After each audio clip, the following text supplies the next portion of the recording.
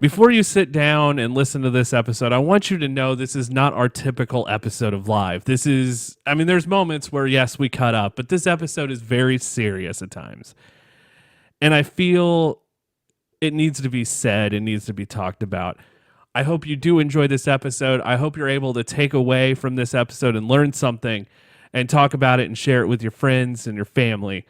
And guys, thank you for supporting us throughout all of the years you have so far. And we are going to continue to keep making more random content. But this episode is super special to me. And we hope you enjoy every second of this episode as it is the end of Pride Month. So here it is, guys. Episode 163. We hope you enjoy. And now, our feature presentation.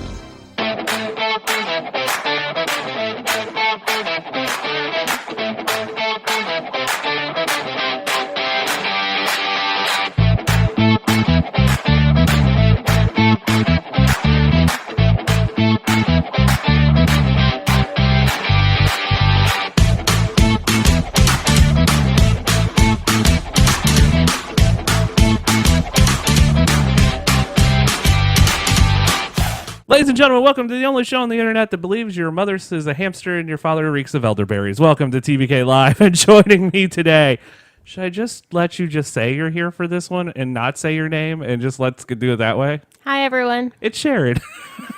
How are you?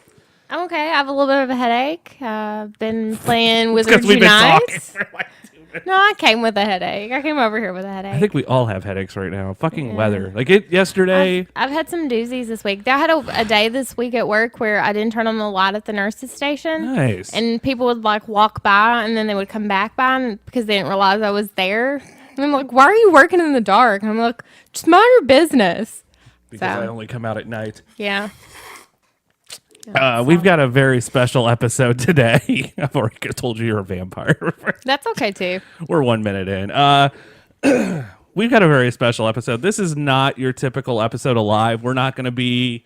Well, I mean, there's still probably going to be fun conversations because there always is. It just happens naturally. Yeah, but this is going to be a very deep episode of Live, and I'm hoping that maybe we can hug your insides, hopefully, by the end. That Wow, sounds gross. That does. Hopefully, we can give you a virtual hug in general. That sounds better. This episode's over. We want this to be comfort food for your soul. Not chicken soup, because chicken soup fucking sucks. But I want this to be comfort food. So we're going to get into how special this episode is in a minute. But there is some nerd news, and I feel like me and you have to cover because you're playing it. I'm playing it. I fucking hate it. The new Harry Potter Wizards Unite game is out by Niantic or however it's pronounced. And if you don't know who that is, That's how I pronounce it in my head. I pronounce it as the game you walk around and do crap. It's the same people who did Pokemon Go that Hillary Clinton killed when she gave her speech of saying, let's all Pokemon go to the polls. I never heard that. But Yeah, she actually did that in the 2016 elections. And I was like, no. Because there's always that one moment where you're like, oh. But yeah, so the same people who did Pokemon Go. They released it a day early. Yeah, they released it a day early. I'm really sad I was signed up to beta test and they never contacted me. Okay, I was going to say. I got like a million emails like along the way. I should have sent you the article for the website that I posted because somebody who's a huge Harry Potter nerd sends me a message going, it's already up. Well, yeah, Jesse came in there and he's like, hey, I downloaded it. And I was like, but I was signed up to a beta test. And it's already passed? Yeah. Well, like I've been getting emails like for months about like how the game is coming and never got invited to a beta test. How rude. Fuck you, Niantic. I'll say it for you. So the game signed up for like 2 years to beta test. Yeah, because that announcement came late 2016, like or early 2017. Because I know we reported I think it was early 2017. Because I know Pokemon Go was this huge radical cult movement of people looking like zombies. Sorry, parks. I've still been playing it for like 3 years. Well, yeah. You don't walk around graveyards, do you? No, actually, That's we live not terribly far from one, and there's stops out there, and we've still because it tells you on your phone when there's a stop that you have not got. Yeah. I've never been to, and we've actually still never got any of those stops. I feel weird walking into a graveyard going, I need some Pokeballs. Yeah, Poof. I mean, definitely don't have an issue visiting grave or like. Yeah, but going for Pokeballs. Yeah, that's a little weird. But so the game releases, and I don't know if this is what I expected or not, but I'm just not that into it. It's not you, it's me. I'm really undecided. So initially, I think that it's super pretty if you're using the AR. I tried the camera. It fucking I think sucks. it's super pretty, but I ended up turning it off because, when it's hard to play it discreetly, like if you're at work and you're trying to play, and you're like raising your phone up, like trying to find the things, it's very hard to Can I do give that you some discreetly. advice? When you get a new phone, because I know this is coming for you eventually, get one with a stylus. My reasoning is, and I just pulled out my stylus. Yeah, he was like showing me, you guys can't see it. So my reasoning is when you do spells, they're always great. That probably does help. Yeah, no, Ashley's like, have you tried that yet? I was like, no. Oh, I'll try it. So I had to turn off the AR because it's hard to play discreetly. Yeah, it looked really stupid, but it's pretty. I think it's really pretty. So everything is, you have essentially the same map as if you have Pokemon Go. They use the same interest stops. It's different. It's like in something else. It's more complicated. Whereas a lot of like you can get so. To cast any spells, you have to have spell energy, which depletes super quickly. It's the equivalent of Pokeballs. It is. But to get more of it, whereas those spots of interest, you can get more Pokemon balls at gyms or stops. I didn't know you could get them at gyms. You can. That's something new. You can. But you see, the gyms in the new game are... Inns and well, they're not. They're some sort of battleground. What are they called? Fortresses. Yeah. You can't get spell energy there, so that takes out a spot where you can get spell energy. So technically, you only have inns, and there's a second one. It's inns. Greenhouses. Yeah. But that takes out a spot now where you can get spell energy. So that takes out a portion of gameplay. Yeah, because the closest one to us that would have been that way would have been the Mexican restaurant, I believe, honestly. Yes, or there's this church over here. There's a church. Oh, okay. Yeah. Ah! Cat just scared me. The church is actually closer, but it's is a fortress instead of a gym. So there's inns where you can get spell energy. And that's all they're good for is spell energy, I think. There's greenhouses where you can get ingredients and you can grow things. Yeah, I haven't figured out how to do that just yet. Well, I know how to, but I don't really understand the point, because you can plant things and collect them, but it's not like it's instantaneous. And you have to come back like 12 hours later. Right, and anyone can harvest from it, and it's only there for a limited time. How is that good for an adult? Like, I'm not going to leave my job or get up in the middle of the night. It's 2 in the morning. I'm going to get my plant. That's stupid. The only time you hear that's when you're going to buy weed. I mean...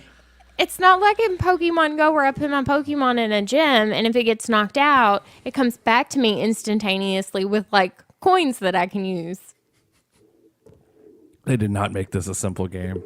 Damn, they did not make this simple. And it's really strange when you're going around collecting things and you get like fragments of students. Yeah, this is my issue. It's okay. So when you get to the actual core of the game and you're trying to, I guess, collect everything. Confoundables. The confoundry and the confoundables. You're collecting foundables with confoundables? Confoundables, yeah. Well, I don't know. There's so many. Confoundables with confound. I don't understand the lingo very well. My problem here is, I don't know if you understand this reference, but back in the day, there was baseball cards that would come out, but they'd all be stickers, and there would be a book. That's what I feel like I'm doing. There were sticker books. Yeah. I mean, they had these not just not just baseball. I just cards, remember the baseball one. I don't remember any other. You would go and buy stickers to put in, like to peel off a page and put into them a on a collector's sticker book. Yeah. Okay. So I lived in a very small town. The baseball one's the only one we had, so I was just going with that one. I don't know why anybody, myself included, would spend money on stickers to put in on We a did. page. We did. Yeah, But that's it is what you do. Yeah, That's how I feel. This is the equivalent of that in right.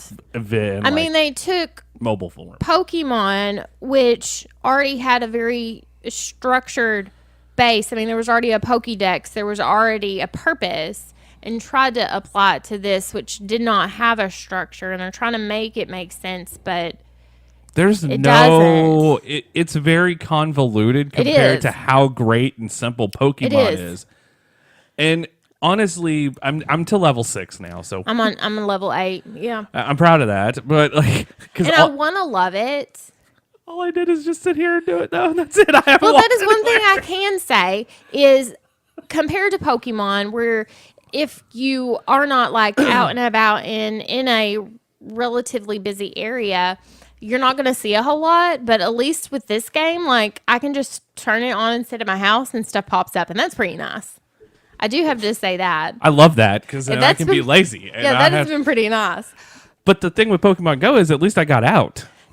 Yeah, it's true. And I really do want to love this game. I mean, I love Pokemon, or I love Harry Potter, but I'm really I love with this that you get to pick a profession. There's a skill tree. You've got a level of like there's a lot RPG. there too. You do, and I like that because that means that there's more to do long term.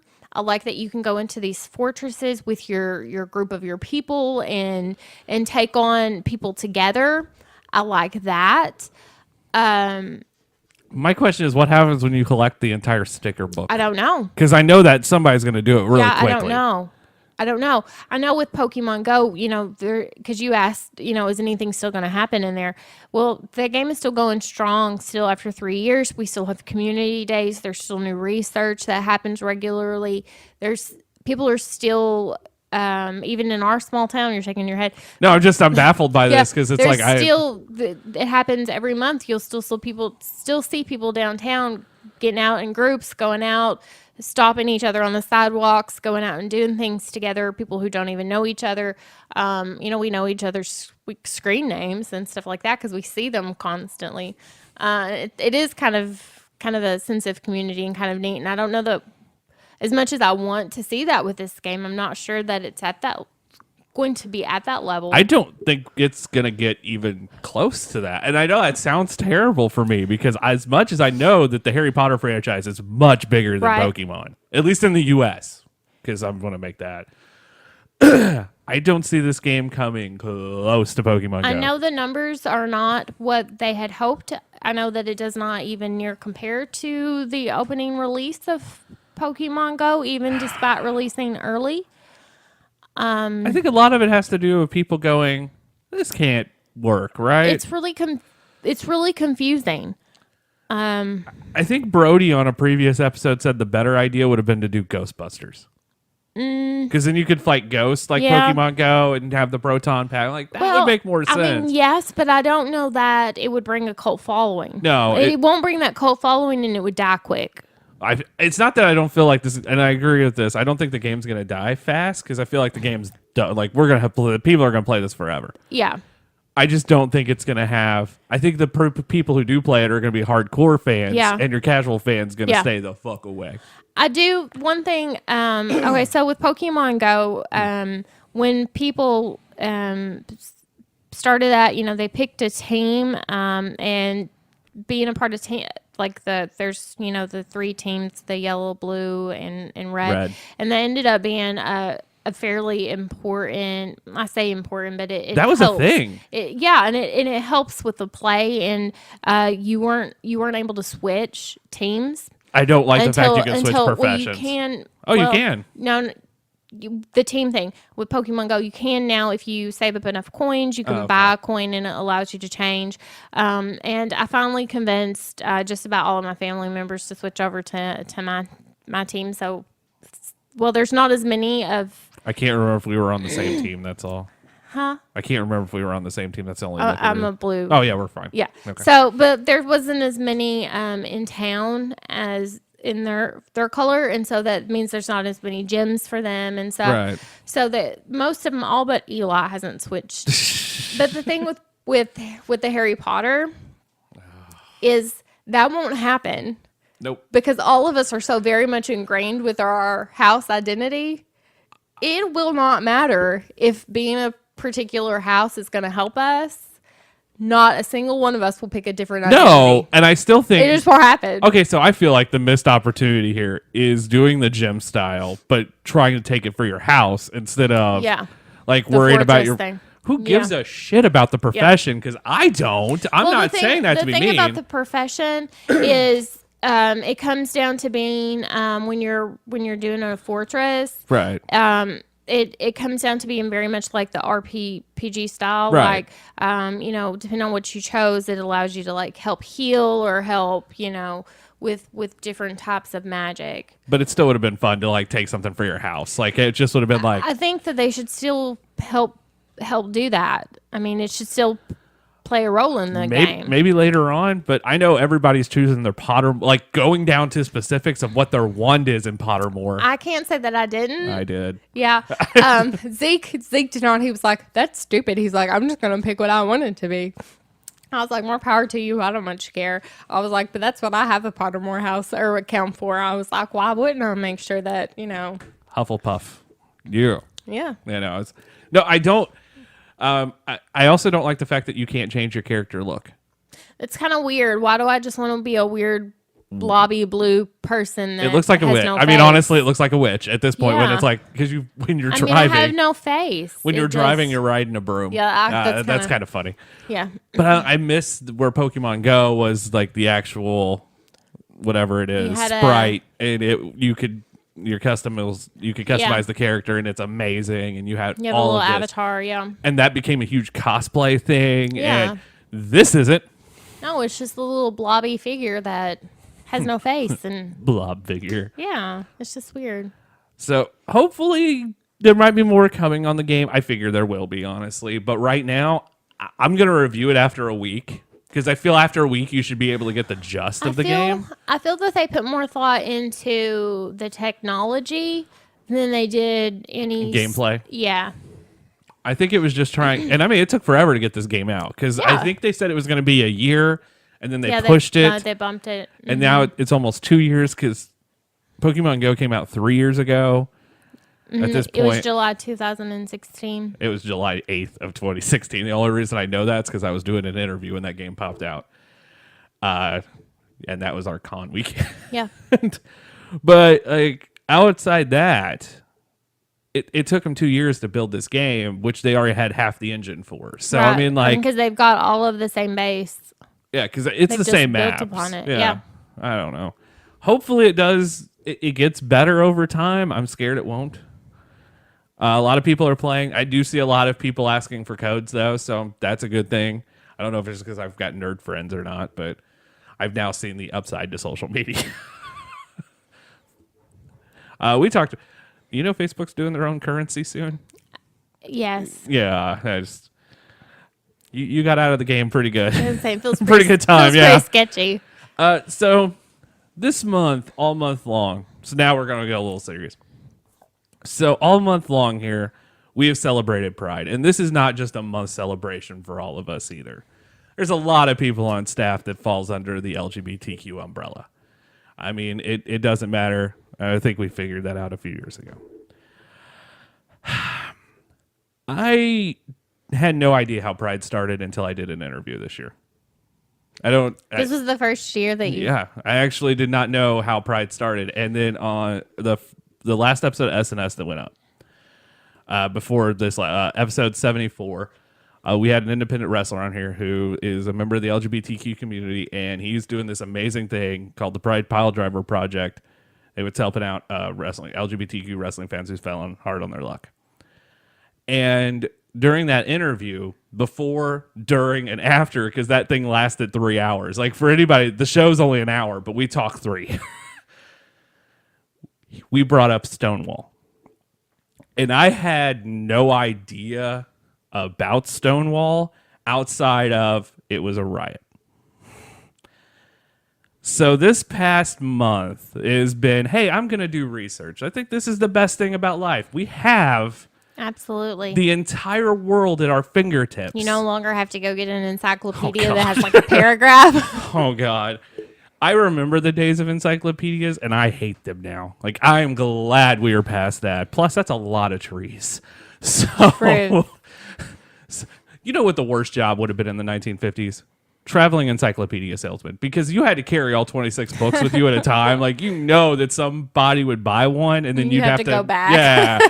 Like, you just be, oh, that suck. Especially if you're like the door to door where you park your car somewhere and you have to walk and you just carry a bag of just books. Fuck that. All right. So little did I know about how the culture changed. And I'm glad I took the time. I am so happy. I don't know how much you know, but this is going to be a great in-depth conversation because you're probably the easiest person to have in-depth conversations with Thank you. outside the mirror. And I have to make a joke here. I can't let you have like the moment, but so I think the first thing we have to start with is the climate of where the U.S. was with the community at that time.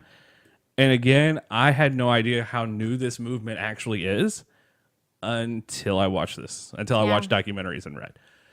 So at the time,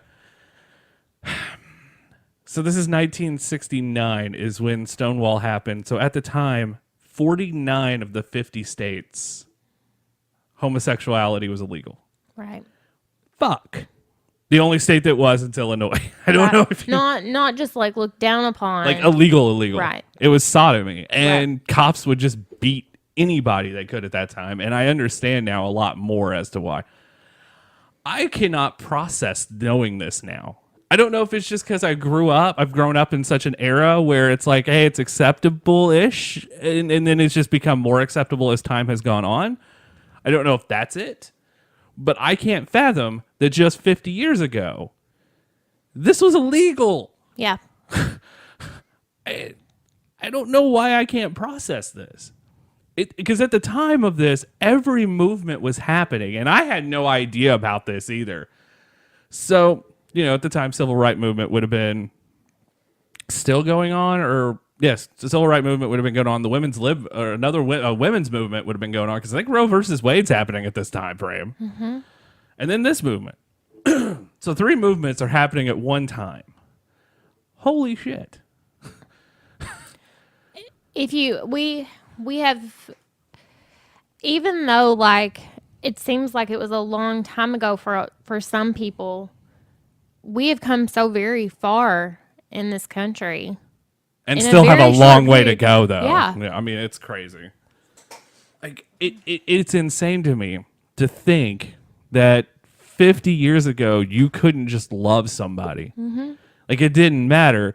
And I think I explained this, but it was kind of hard to explain this to Brody, so I'm going to explain this to you in a much better light because you'll understand it. Because Brody's a weird dude. I love him to death.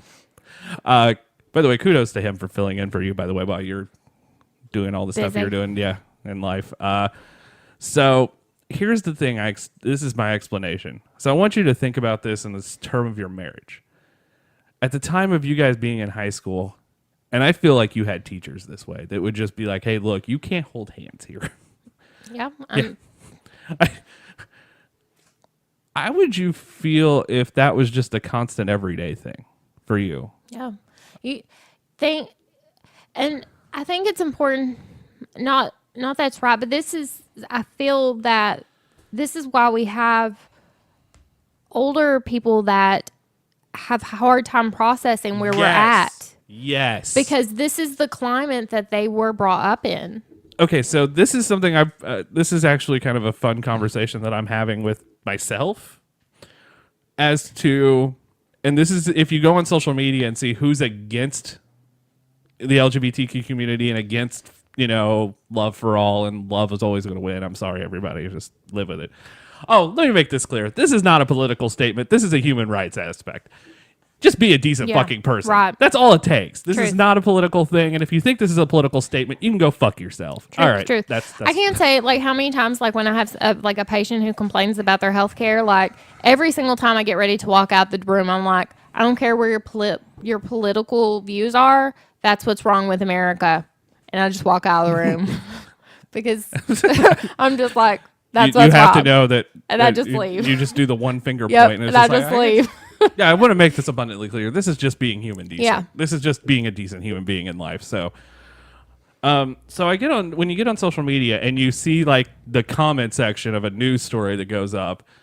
I'm trying to think of a good example lately because there's been a couple, but there's when you see a news story that goes up and it's just the worst thing said possible. Like, oh my God.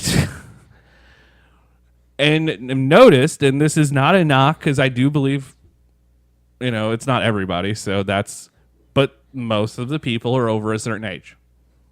I do think that. And it's not. And by saying this, like I'm not saying like there's anything.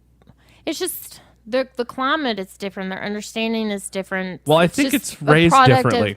A product of how they're being raised. Because I think our generation, because we're the same age virtually. by a whole year. Yeah, we're Ooh. virtually the same age.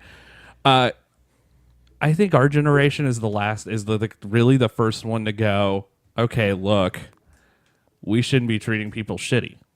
Because I honestly, and I know things change. And it does, and I feel a lot of times we made that decision and on our own accord. On our own, because a lot of us grew up in a very different households with very different parenting styles, but we grew up with very different peers, and we didn't want our peers being treated wrongly.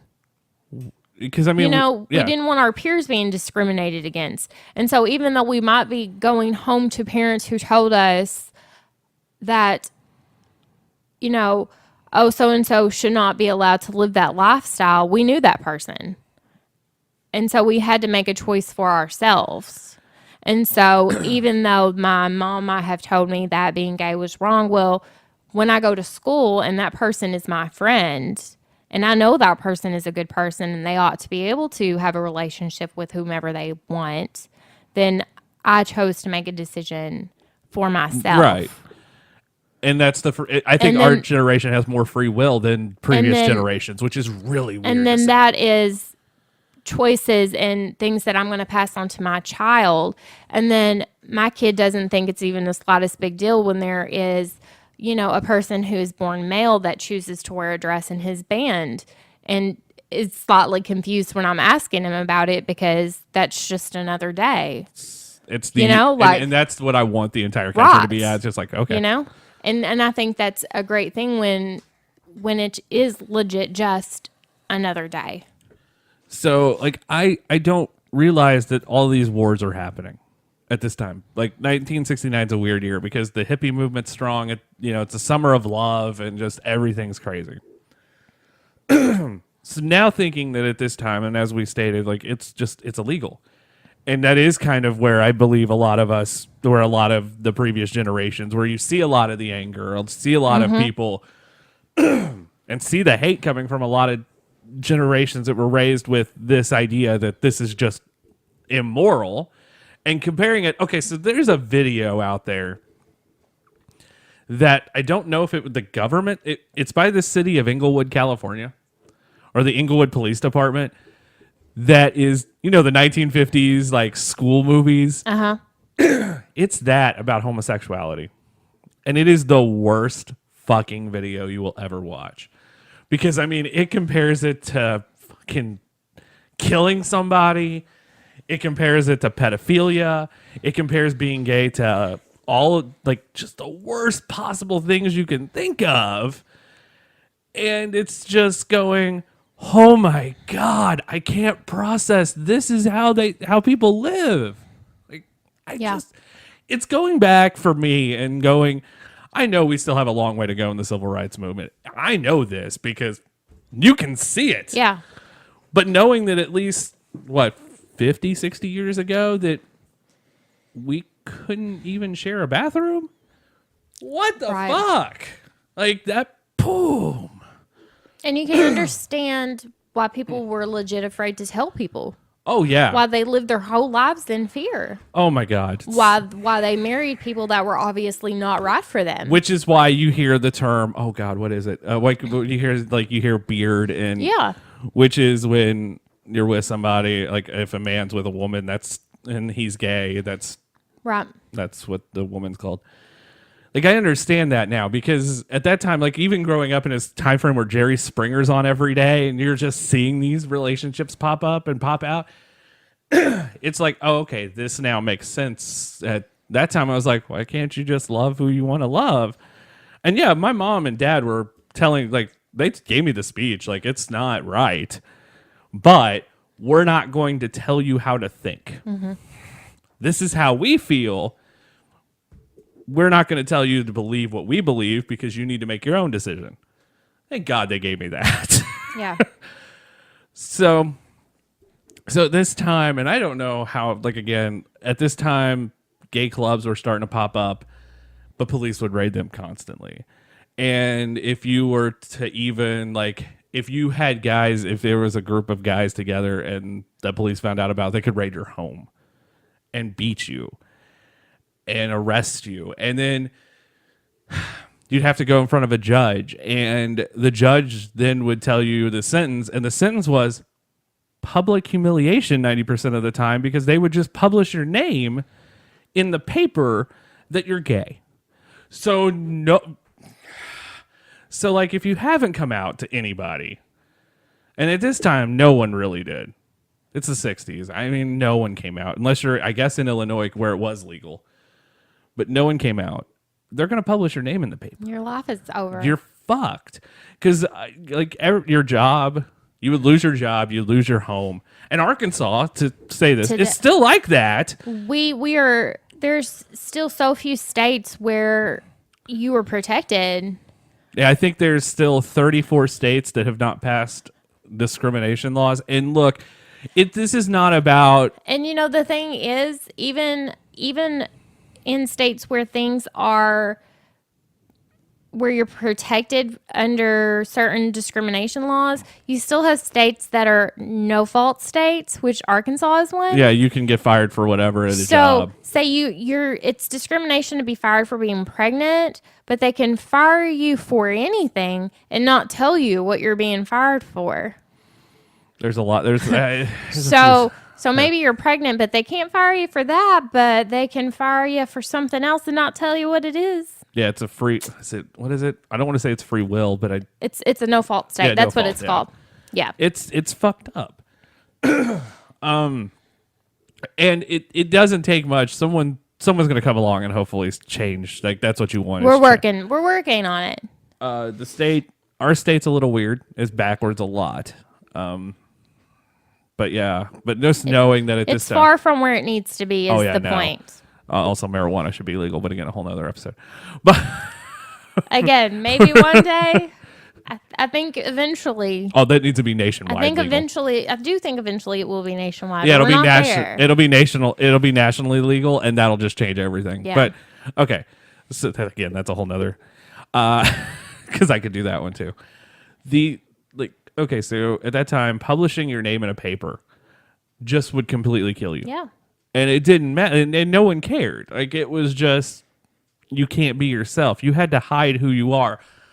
My best friend in high school was one of my best friends in high school was ridiculed so much for being different. And I know understand this because, I mean, our town was much smaller, so anything different at that time he would have his fingernails painted, and the entire time, and I think this is maybe the first time this word's ever been said, but I mean, he was called fag constantly.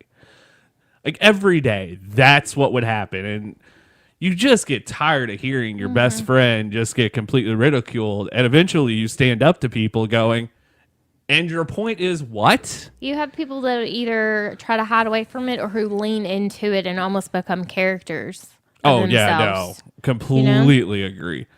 And anytime at our school, anytime you would stand up to something like that, they'd quit. They would just be like, oh, okay, whatever. You are too, I guess, whatever. You guys are Okay, I'm sure. I don't care. Like, it was one of those things like, fuck you Yeah. for trying to just, he wore nail polish. Which was funny because in my mind, 5 years later, I know. I was thinking he was a little bit ahead of the time, right? it was 2000. And 5 years later, well, fuck, here's everybody in Yeah. nail polish. I'm like, fuck all of you. And then like people posting pictures, the same people who called him fucking guy names. liner and Yeah, fuck you for going to your Blink 182 Yeah. concerts. You can fuck the fuck off. I'm sorry for saying fuck a lot. I don't care. I'm on a roll today. So I don't even know where I'm going now, but yeah, fuck you guys for making fun of him. Okay. So back to 1969's going on, and this is the country we're in. And to me, like I said, it's still baffling to me. I don't know, maybe I'm weird. And then in New York City, clubs started popping up. And again, the same principle of the police would raid them constantly and all that. The Stonewall, however, happened, and a lot of the other clubs too, a lot of the gay clubs in New York were able to function because of who owned them. And that was the mob. Yeah. Holy shit. Yeah. And they would sell watered down alcohol. I was going to say money is money, Oh, though, yeah. right? So they would get the alcohol and then they'd water it down and then sell it for more. And like I love some of the documentaries going, there was no way in hell I was drinking that booze because you never know what was in those like in that booze and stuff like that. And I mean, there was different clubs for different types too. Like if there was married men who wanted to meet other married men, there was a club for that. And Yeah. the Stonewall became this, it was on Christopher Street, and the Stonewall became this safe haven. And in any documentary you watch, like everyone who talks about the Stonewall at that time has the most wonderful memories of being able to be themselves. And a lot of people are like, this is the first time they've ever seen a drag queen, or at that time, I think the term for transgender or anybody was transvestite, and which I now is a derogatory term, by the way. Yeah. So, and that was one of those places though that you'd never seen anything like that. You'd walk in and you just were immediately taken to a much different.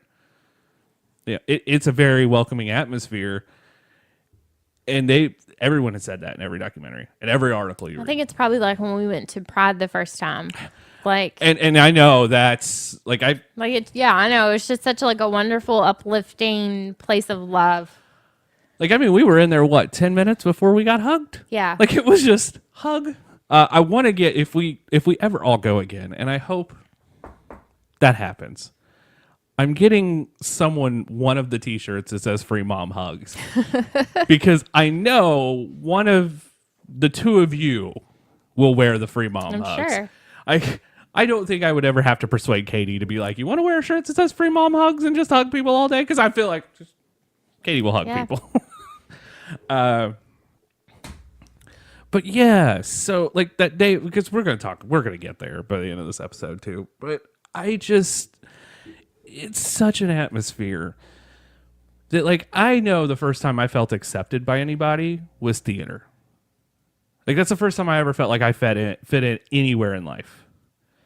And I understand just that thought of fitting in is the most wonderful feeling you can have among anything else in life. That's got to be right up there with like eating your first steak. Like that feeling's wonderful. My kid does think it's probably the greatest thing ever.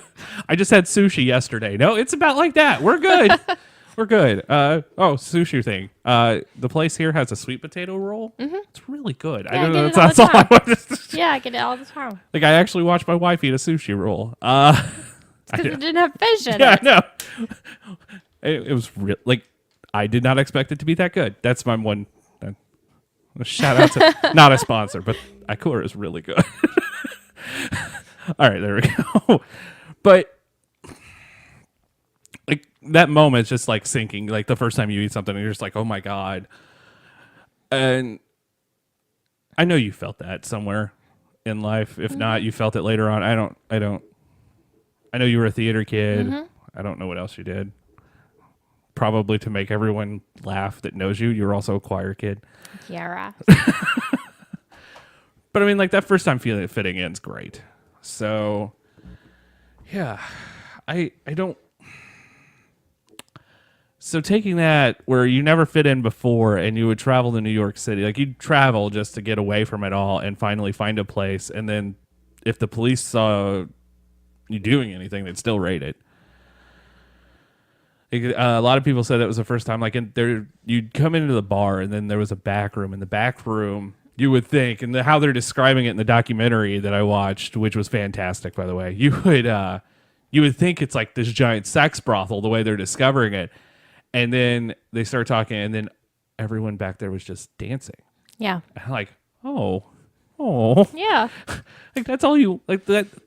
Like it's hard to think about that now, where like you go to a club anywhere in the world, and there's just two girls on the dance floor dancing 99% of the time. Yeah. Like that's gonna happen. Well, 50 years ago, two girls grinding on a dance floor together would have been fucking a no. Yeah. So that would have been a lewd sodomy act, and both of you would have been arrested. I mean, that makes me think of like when Katie and I went to St. Louis, and we're like, is that live music? And when we just like wander in there and start dancing, we would have been arrested. Yeah. It's weird to think that now, because like I remember in the 90s music videos, there was girls dancing with girls everywhere. We were just excited that someone was singing in sync, you know? Oh my God. This is, no. And so just being able just to have the expression to dance, that's it. That was the getaway. Yeah. And that was such a big thing. And wow, what the fuck? Again, to take what I know now and to think and put it into now perspective, going, I can't see that. But so much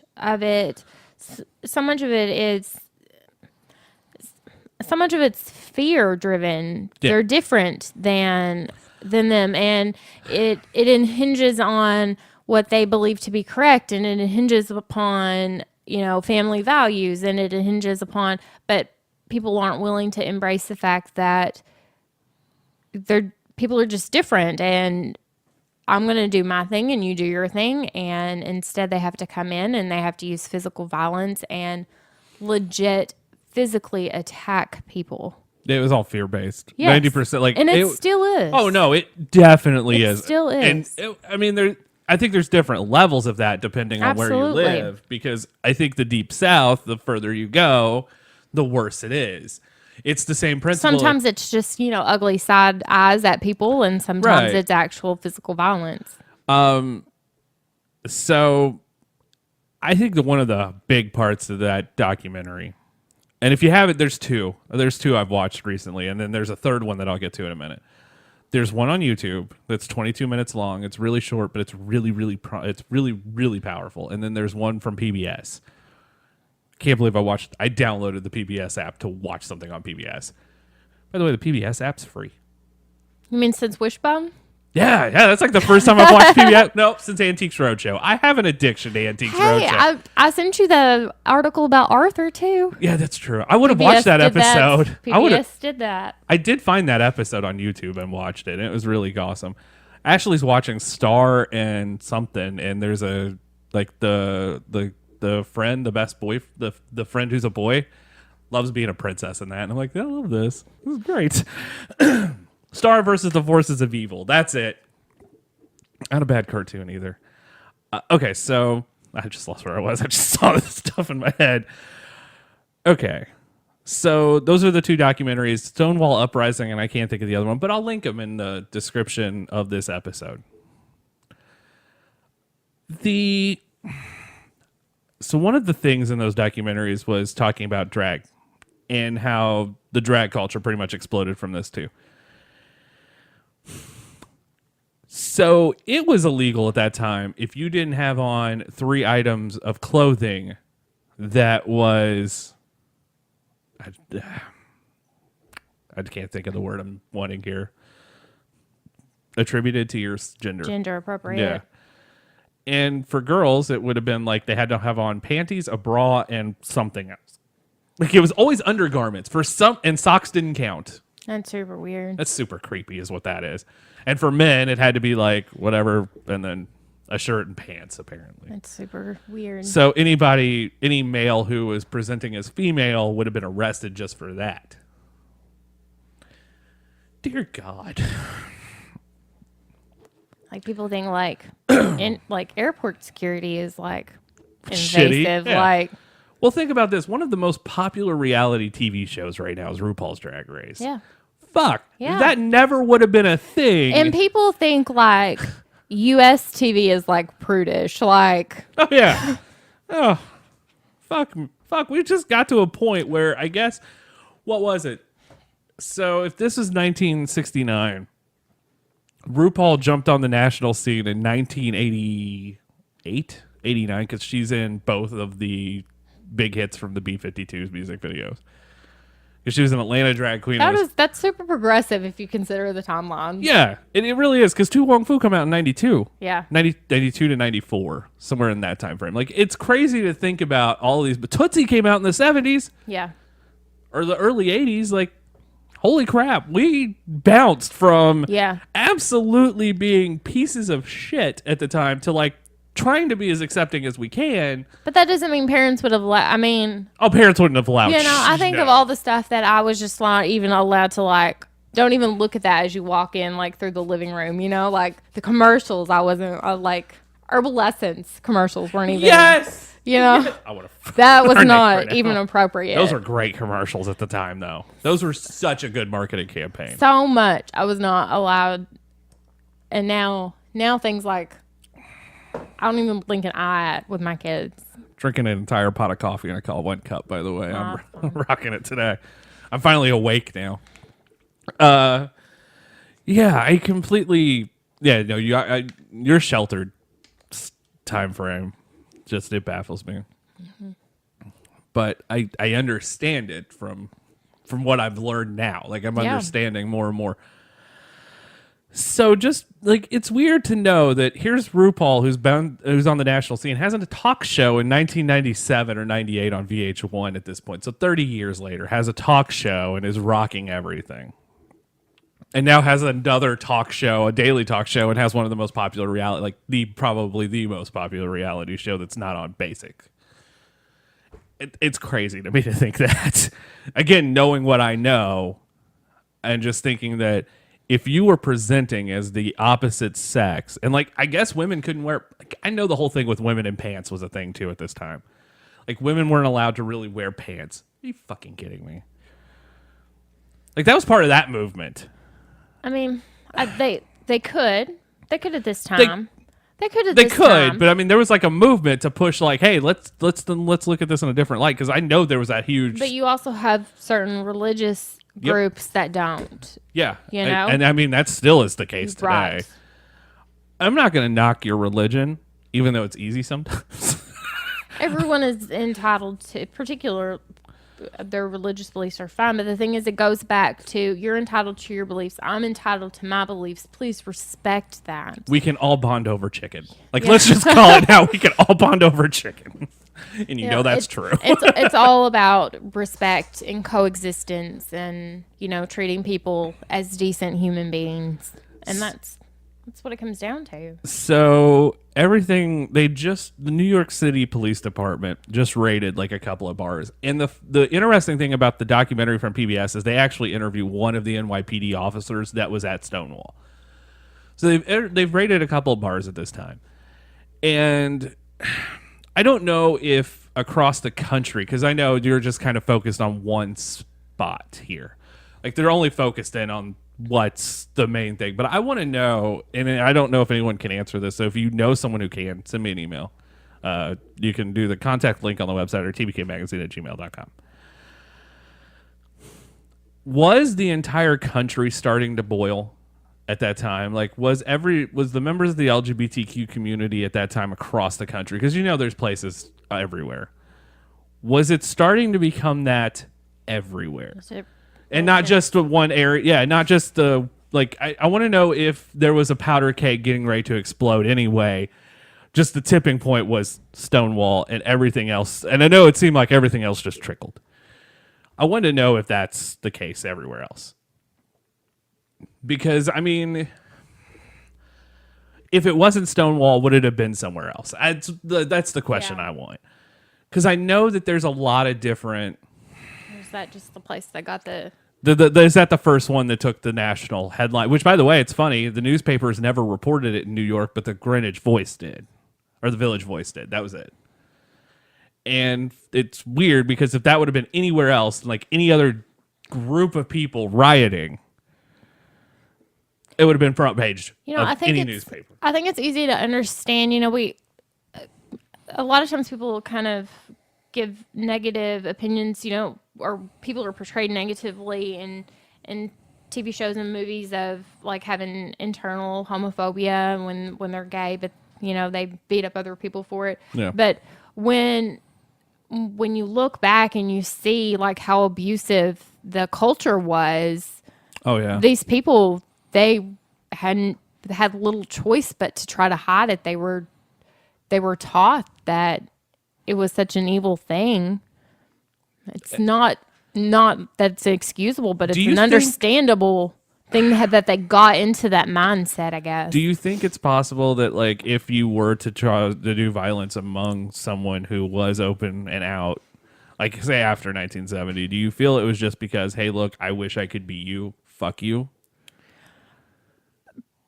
Maybe in part. I mean, the mind is a complicated thing. Yeah. There's never going to be a single issue. Everybody's different. Yeah. It's the whole. I'm sure that was a part of it for at least some people. Well, and I mean, there's a defense, and you can use this in a criminology defense, which is really shitty. It's I did not know the trans woman was a born male, and yeah. Now New York is saying no, you can't use that as a defense anymore. Thank you. Yeah, it shouldn't be. I can't think of the actual term for it, but New York is actually doing that now. And I went, okay, that's a plus. Because that means you just got to have one, but one domino falls, that kind of will all start to fall eventually. The thing is, people are super complicated. Minds are super complicated. I can't help but be able to, like, at least consider where people come from. And at least maybe try to understand. That doesn't mean that people are right for their reasoning, but I can maybe process what got them there. And that's kind of what mostly this episode is, honestly, because there's so much to discuss. There's so much to get to, and I think this is probably one of the more powerful. This might actually be the most powerful episode of Live we've ever done. And I wanted to do it for a while, and here we are. But, just because a person's mental facilities got them to process something and got them to do what they did doesn't mean they're right. No. So at this point, Stonewall, I don't remember the night they said, but it was like a Tuesday. It was a Tuesday or Thursday. It was a weird night for a raid, is what they were saying. The place is packed. Drag queens, men and women. It's probably, they said, one of the more packed nights ever for a weeknight. And 6 police officers decided to raid at that time. And the documentaries at this point also kind of conflict each other. Like, to say what caused everything to just powder keg. But there is one, I think one of the stories was the first people that were put in the wagon were drag queens and transvestites. And apparently one of them slipped getting in and their heel hit the cop. And after that moment, the cop got pissed and you could start hearing flesh against metal. And that's a terrible sound if you've ever heard it. And everything just kind of started to build from that point. And a riot was on. And fuck. Because you can only take being beaten and persecuted for so long before you stand up for yourself. You can only take so much. There's so much, the perfect example of this is going back to school and being if you were bullied, you could only take being bullied before you stand up and fight back. Yeah. Like, that's it. You're only going to take that for so long. So that's exactly what happened. And the crowd started to grow. And there was a reporter, the Village Voice. The Village Voice could see the Stonewall. And 2 of the reporters went down to see what was going on, and they saw the police and stuff. So they went back up and got their press badge that had police, like they could get with the police. and were trying to figure out what was going on. Both reporters gay, but they barricaded themselves inside the Stonewall. So the crowd starts growing, and you see one of the people in the documentary was talking about how there was members of all the different fights going on started coming together. So not only do you have the LGBTQ community there, you also have the civil rights community and the women's community all just in one spot. Yeah. At one time. Fuck. Yeah. Like, it just bottle rocketed to that moment.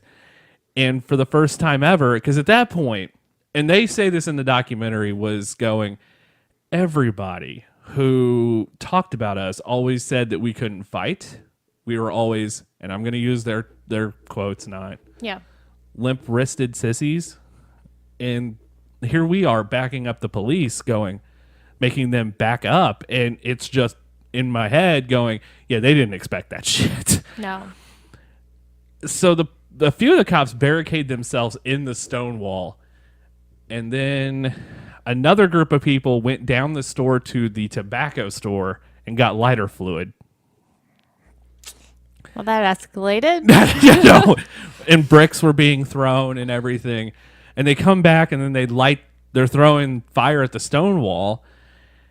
And the guy from the Village Voice is looking out peepholes he goes, it wasn't windows, it was just plywood.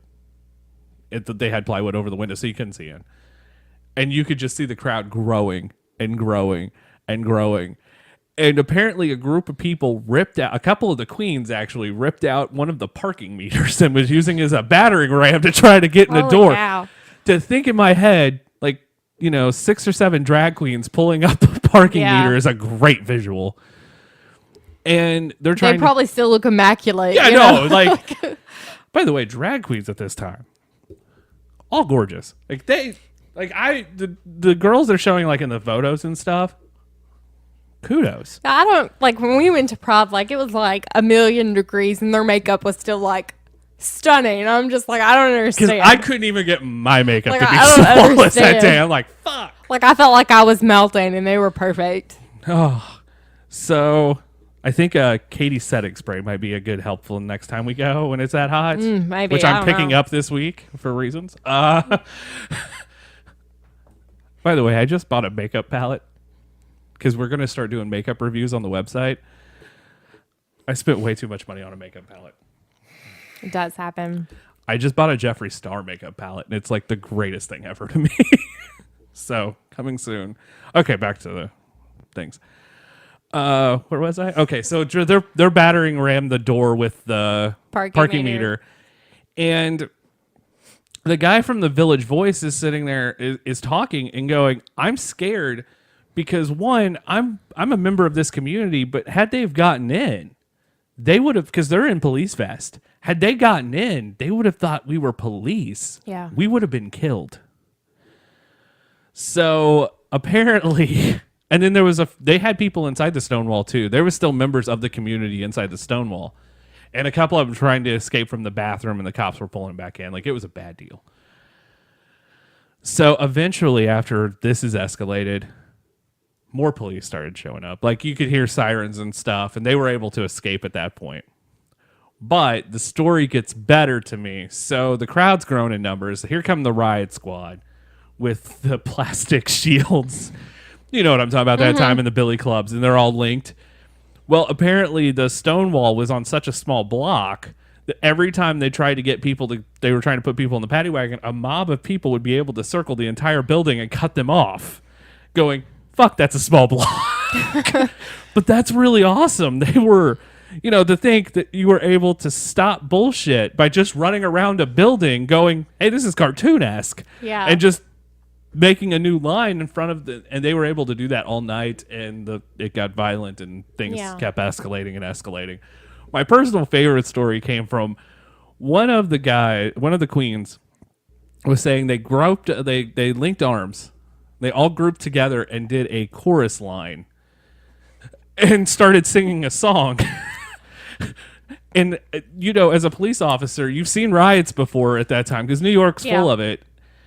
Because, I mean, all these movements, all these, like, heated animosity, everything's It's coming like, to a remember boil. the Titans moment? Yeah. Like, But they're doing a chorus line with the rocket kicks. Like, there's no way you can prepare for that. Yeah. And the police officer said, no matter what, like, looking back at it now, we were wrong. And kudos. Okay, so there's more to this story. We'll get to that. But yeah, so the next day, the Village Voice, or one of the people in the documentary, was sitting out on the stoop on Christopher Street. So all of this has happened. Now there's this, we're not taking this shit anymore. And the sun was coming up, and he said that there was just glass everywhere, all over the street. Because, right. yeah. But he goes, when the sun hit it, it looked like the street was just paved with diamonds. And, like, I'm sitting here just imagining, like, glass. And because he goes, that was our fight and we won. Like, this was our moment. So the mob rebuilt the Stonewall in 2 days, by the way. 2 fucking days. It takes us like... The mob gets business Shit. done. I mean... God dang, it takes us, 6 months to get a repair on a damn Wendy's? Like, Yeah. fucking hell. And the mob's got this place repaired in 2 days after a riot. They reopen. And it's the same thing again. Like, police on one side, the LGBTQ community on the other, and then more people from the other groups are starting to show up. And, like, it's this big thing now. And they said this went on for a while. Like, you knew that eventually it would come head to head again, and it did. They had like a few things, but never as big as that one night. It's unreal. So that's the whole start of everything that started for this month. The next year was the first time they did the march. So they took the anniversary of Stonewall 1 year later and was like, we're going to march in the street for our rights. And, I love the fact that we can do this in our country. I love the fact that we're able to express ourselves and not have to worry about crap like that. I mean, there are some people who should, but that's a whole other argument for another day. Yeah. But they would see each other, like members of the community would see each other and go, God, I hope there's more than like 10 of us. And by the time, like, they were going to march from Christopher Street to Central Park, and that's a long march from what they said. And they were saying by the time we get there, will we even make it? That was something they were worried about. Yeah. And they started out with 2,000 people, and it just grew and grew and grew. And to think about that and to take that moment, because that's actually the first Pride Parade. That's what everyone links to the first Pride Parade. So this, to think that the moment that the events we go to now that have all of this like structure and I want it and just being planned and shot like vendors and all of that all started because of an uprising and a riot. Like, that's crazy. And people had the bravery to get up and stand up so everyone could love later on in life. And it's crazy to think about. And that's where the other documentary comes in. There's one on Netflix called The Death and Life of Marsha P. Johnson, and I recommend this highly to anybody. Marsha P. Johnson and Sylvia Riviera are the two founding members, really, of the trans movement. And in being of two people of color at that time, to be the head of a movement, they were looked down upon. Marsha wasn't as much as Sylvia, because there's a video of Sylvia taking the microphone at like one of the Pride marches like 3 years later. correct me if I'm wrong, were one of them sex worker or both? Okay, so there's that story. There's this story too where both were, I want to say they both were sex workers. See, there's a lot to this story that I still haven't pieced, where originally, like, It just made it even more of an uphill battle for them. they're sex workers, but they did the sex work to help provide for the community and homeless people in the community. But the thing is, so many people at that time and even now are sex workers because so many of them are on the street. They don't because they've been kicked out or they don't have safe living situations. Some people do it as a choice, and that's fine. But some people do it because they don't have have to. an alternative. Yeah, they were doing it to help take care of the Yeah. entire community that was there, and they opened up their own house for homeless LGBTQ youth. And just to think about that in the early 70s, like I think this is 72 to 75, they were open and then they got shut, you know, the mindset still hadn't really changed, but things were going better. To think that and to go, they were funding that. The way they were funding that was, Such an uphill battle. So and they did, and I mean they fought, and they're two of the biggest pioneers. Like they're getting statues this year because of everything that happened at Stonewall, and they're two of the leading people from that movement. And I don't know if they were there that night because there's conflicting. Like you hear people say they were, you hear people say they weren't. So that's one thing. But Marsha was so loved in the community, and like everybody loved Marsha P. Johnson. Like every time Marsha was seen, like she was just a beacon of happiness and light. And she tragically died in 92, but no one really knows the cause of death. Like the police say it was suicide, but it also yields like it looks like murder because the documentary kind of shines a light that she was murdered. But to know that how much she fought for rights. And just trying to get, like, I want to know what her thought now would be. Like, I know we still have a long way to go in for the trans community. Like, that's one community that still has probably the biggest uphill fight. yeah, And to think, that and maybe non-binary. yeah, like I think there's an umbrella there. Like, Yeah. I think there's a lot of terms that could fall under. This is the group that has the fight now. And to think though, pride and everything else, like all of this shit came together because of two people who were trans of color. Yeah. Like, come the fuck on. Like, I know there are members in the LGBTQ, and this is I guess a shot, but I know there are members in the community who think the T shouldn't be there. Like, if it wasn't for the T, there'd be no pride. Like, because I mean, stupid complaint. that's a crazy thought too. Because I mean, drag queens and transvestites really started the riot. Because, I mean, crap, they freaking pulled the damn parking meter out of the fucking ground. Like, who does that? Yeah.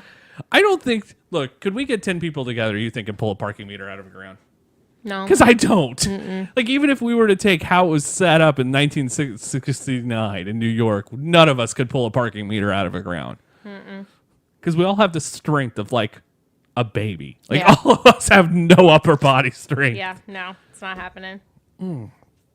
Not happening. So their movement and how Marsha came about and everything's just unreal. And the Marsha story, like, you know, later on, she becomes homeless and she's living with somebody who wants to try to recapture pride and put it back in the parade and try to put it back in the spirit of what it was.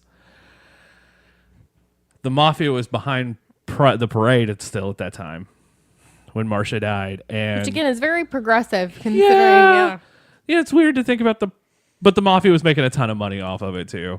Got to keep it in perspective. Yeah. Like, I mean, there's a lot of good the mafia can be said for here, but there's still a lot of bad the mafia can be said for here. Like, it's a double-edged sword.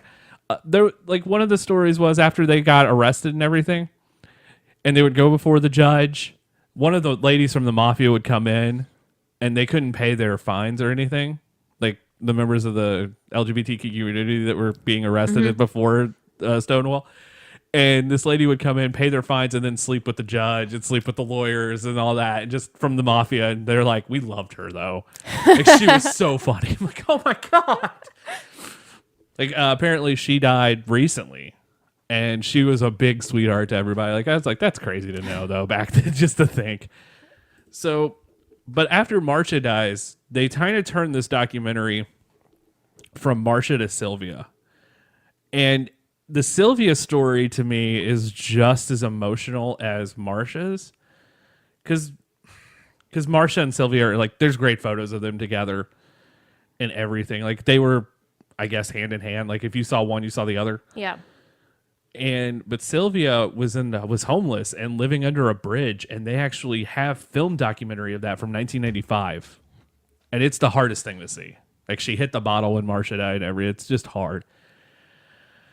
So 2 years later, so this is after being homeless and you don't know where she went because they tore down her house. They tore down the makeshift house she was living in because they were going to build an expansion for something. Sylvia goes to her first Pride.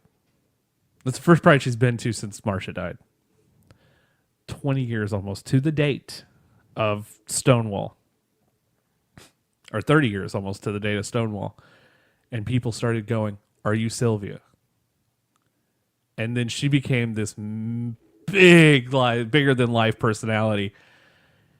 And the first World Pride event, she was the Grand Marshal of in Italy. Aww. Like it's a crazy, like you cry, and then they show her, like she passes away from cancer.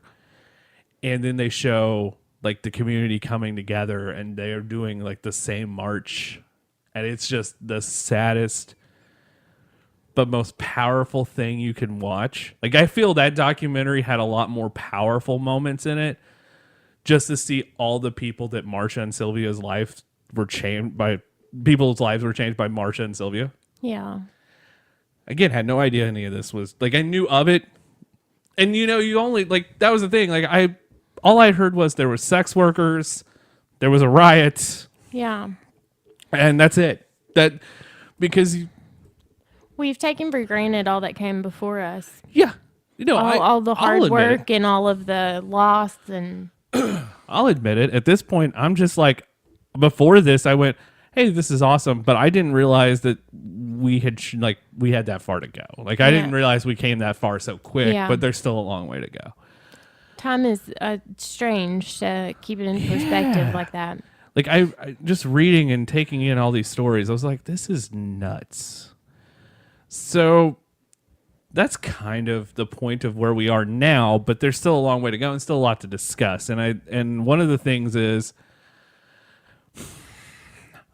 Billy pointed this out on the episode that we did when he did the interview, and I really actually want to discuss it. How do you feel about corporations changing their logos for a month?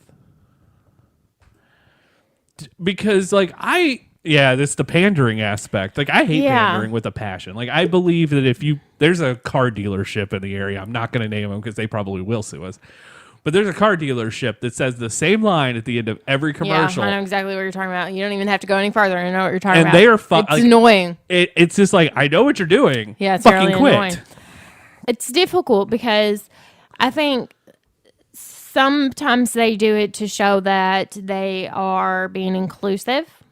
But the question is, are they doing it just to get business? And that's kind of where the argument comes. Because like we see a lot of these places at Pride events. Like, I mean, or you can see them in like the sponsorships and everything. But is this the only time? It's kind of I think it's a kind of a weird fine line. Like, we can even say it about ethnicity, like when you're making commercials or when you're doing TV shows, are you putting mixed people in that TV show just to get that type of viewership? Are you only including people of this ethnicity to draw this audience? But if you don't, then are you going to be accused of... Yeah, it's a double-edged sword. Right. So I think either way you do it, you're going to be criticized. You're damned if you do, you're damned if you don't. And so I think a lot of times maybe people are going to go on, as long as they don't have an issue with being inclusive, which is the better side of it. I think that maybe they're going to edge on the side of caution and then do participate in Pride, which if I was in that side of things, then I would, because in all actuality, I would be excited to participate in Pride. One of my goals one day is to march in the parade. Because, that's one of my goals. So I guess that makes my answer then easier. I would, because when I put on my Pride shirt, I'm not wearing a Pride shirt because I'm pandering to someone. No. I'm wearing a Pride shirt because I am proud, So I definitely get that question, and it is a very much a catch-22 type question. Well, and that's one of those things. Like we have shirts in the store, Yeah. which we'll talk about at the end of the show. We have shirts in the store, and now we have a completely we have a whole section. By the way, for anybody who's not known this, I set up a whole section of Pride shirts, but there's a reason for it. It's not because I have a Winos Pride T-shirt. And I wore it. I wore it on the very first day of June, and then and then I have my Pride shirt that I wore to Pride that says "Love Proudly," and I've worn that this month. And our shirts are just saying but they're up all year round either. They're not just up for a month and then gone. Like, and I don't like that. I do agree. Yeah. There's a trans wrestler right now who is in a major organization that has a TV deal with TNT in the fall. They never told us she was trans. When it came out, you got to see the shitty side of people. We also saw the good side of people too.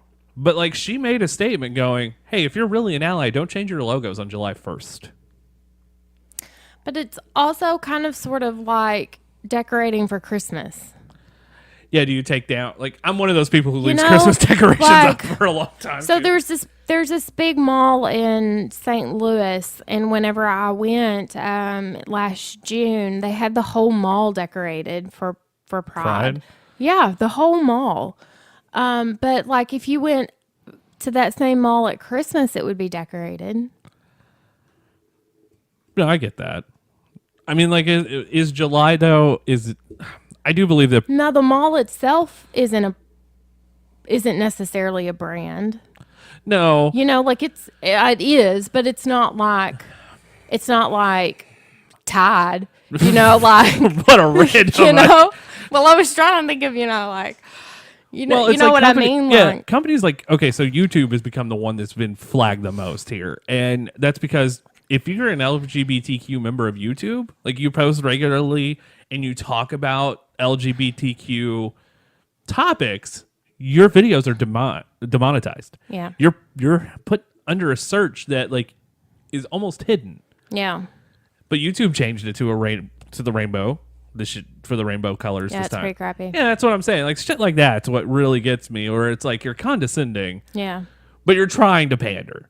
Now, I think it's weird that just random shows that I watch on Netflix, they might have like a gay couple on it, and then like it comes up like under like one of my recommended search things is like, I don't know, like, because you watch this show. Yeah, and I'm just like, just because it had like one gay couple in it.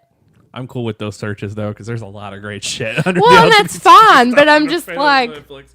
Hulu, not so much. Netflix, I'm 100%. It's just a weird, like, I guess their algorithms are just weird. Oh no, no. The Netflix algorithms are messed up, and I think companies that do that's like when this is slightly off. Really, it's really off topic. I had one time had where Kindle recommended geek reads to me. Well, it was a bit offensive. It was offensive.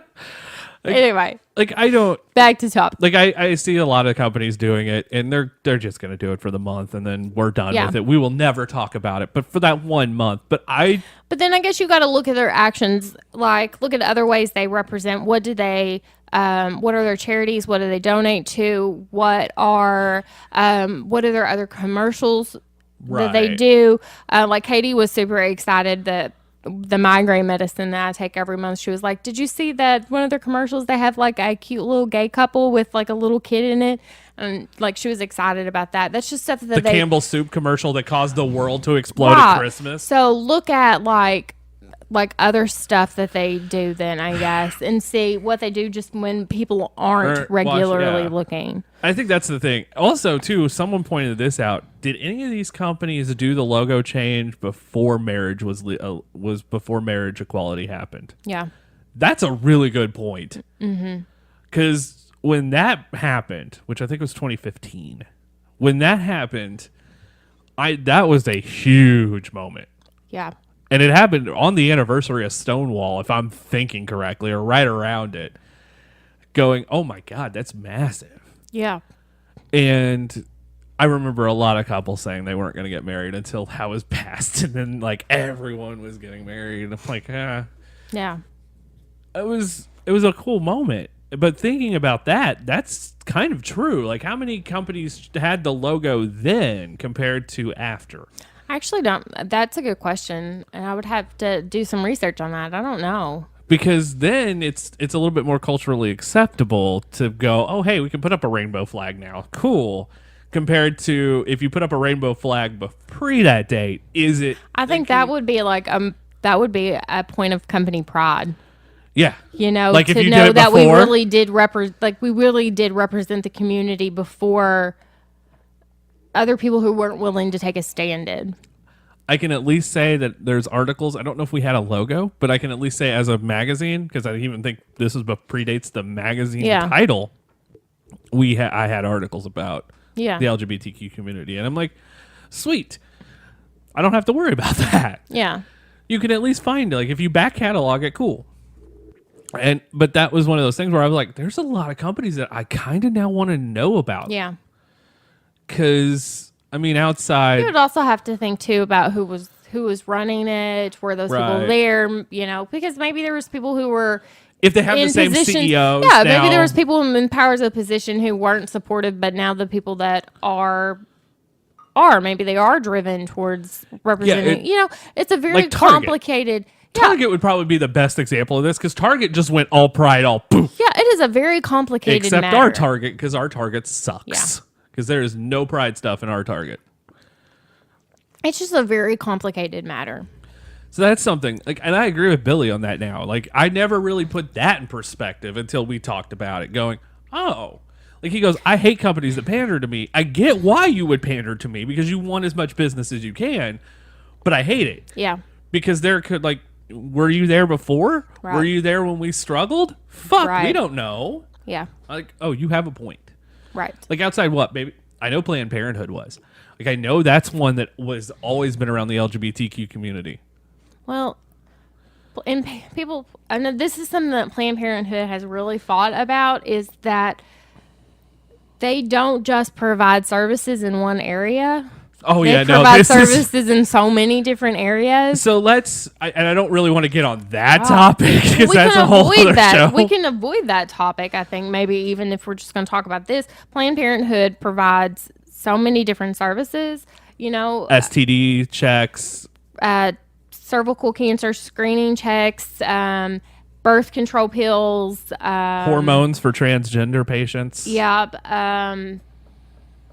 I don't even there's know. So many. There's so much you could go. But there's like a blanket where helps, it's just like Planned Parenthood is. It helps to fill in gaps in services for, you know, young women that don't have good medical coverage. And we would like to think that that's changed now. But I was just before we started recording, talking to Richard about how my healthcare sucks, which you would think would be different as I'm a nurse, but like my healthcare deductible is $5,000 and I don't have copays. So like it pays nothing at all for any of my family members until we reach that $5,000. And that's like all of us. This is why my wife looks at me and goes, you can't, if you're going to go into the doctor, you better just get surgery first. Yeah, legit. Like something catastrophic would have to happen before it will pay for anything. So, you know, the Planned Parenthood helps to pick up gaps in coverage for a lot of people. And it's inexpensive. Like they try to make it as inexpensive as possible. It's a great service that a lot of people don't. It's again the same principle of looking at the entire community and going, oh, it's the backwards way of thinking because, it's just going to be put under one blanket term. Yeah. If we shut that down, it would really, really hinder so much. And it's been a long time ago, but at one point we were thinking about moving, which my in-laws now moved back, but moving to Mississippi to be closer to my in-laws when they had moved out of state. And there was a Planned Parenthood that was not terribly far from them. And I was like, I could work there. And someone said, you would actually do that. And I was like, yeah. It would be hell. I think your daily life would be hell at times. I would. Well, but the thing is, so many of them actually don't even perform the services that. But just seeing the name just triggers that. So many don't even perform the services that people connect with Planned Parenthood. It's like Kleenex. Yeah. It's the same principle. Like, it's a tissue. Like other companies sell tissue. Yeah, or crayons. Like, look, I just think of Crayola when I see a crayon now. Like, it's every like rose art just sucks. But no one should use rose art. But I understand it just falls under it's the blanket term. Like, it's crayons. Okay, people, it drives me crazy. So that's one that was just kind of like, okay, so, and I mean, we're now getting into like massive things. Like, and I think healthcare has to be something that has to be talked about. Yeah. Because you want to talk about a group that is marginalized in fucking anything. It's the LGBTQ group in fucking healthcare, because that's stupid as shit. And that's another thing that is so complicated too. You know, because there was an article, a situation that happened not long ago where there was a trans man that came in and was actually having a miscarriage, and the ER staff, they didn't realize it because that's not something that medical staff are yet trained to recognize. And this is something that as a nurse I have trouble even kind of coming down on a side on, because I completely get both sides. Because medically, like physically, like I guess, you know, using your own eyes, you see a man, right? And as a trans person, they completely identify as a man, which is completely right, but their anatomy, they still had organs of a female, and so the communication was lost there, and unfortunately that person did not get the care that they needed in time, and the medical people were being attacked in this article, and neither people really truly were at fault. It's just people need better training, and there needs to be better communication, and we need to work together on these things, because really medical people need better training just in general about the LGBT community. Oh my God. It just needs to be something that is improved across the board so everyone can get better care. We got, like, misgendering has got to be the worst absolute piece of shit in the world. Like, if you're going to a doctor just to go to a doctor and they misgender you, it just feels shitty. It does. And we need to work on medical record systems, so that way we have the options of properly having because we're limited in what we're able to even put in the computer, and we're limited in how we're able to document that, yes, this person is a trans person, but they have these organs still. It's very complicated. And so that makes charting what is medically happening very difficult. And so it's just a very complicated thing, and it's just very, very hard to say, you know, who's right, who's wrong, and how we can prevent it in the future. We just are not where we need to be. And that's going to take some strides, because the entire community as a whole gets just and I think looked down upon. We need compassion. We need compassion, and we need to work together on it, and we need to have people of understanding to kind of step up and work together on it, because if people are going to be angry and like yell and try to point fingers, then we're detracting from the situation there, because things are complicated and they are hard. And so if you're not going to work together, then we're taking steps backwards, because things like that, they shouldn't happen. No. And that's knowing that even some healthcare providers will not. Now, like, if you work for somebody in the healthcare, I've got a friend who can't get healthcare at all just because they're gay. And I'm like, what? Well, really? I would really hope we wouldn't be at that point, but I have heard people refuse care to trans people. Yeah, no, that's a definite common thing. Yeah.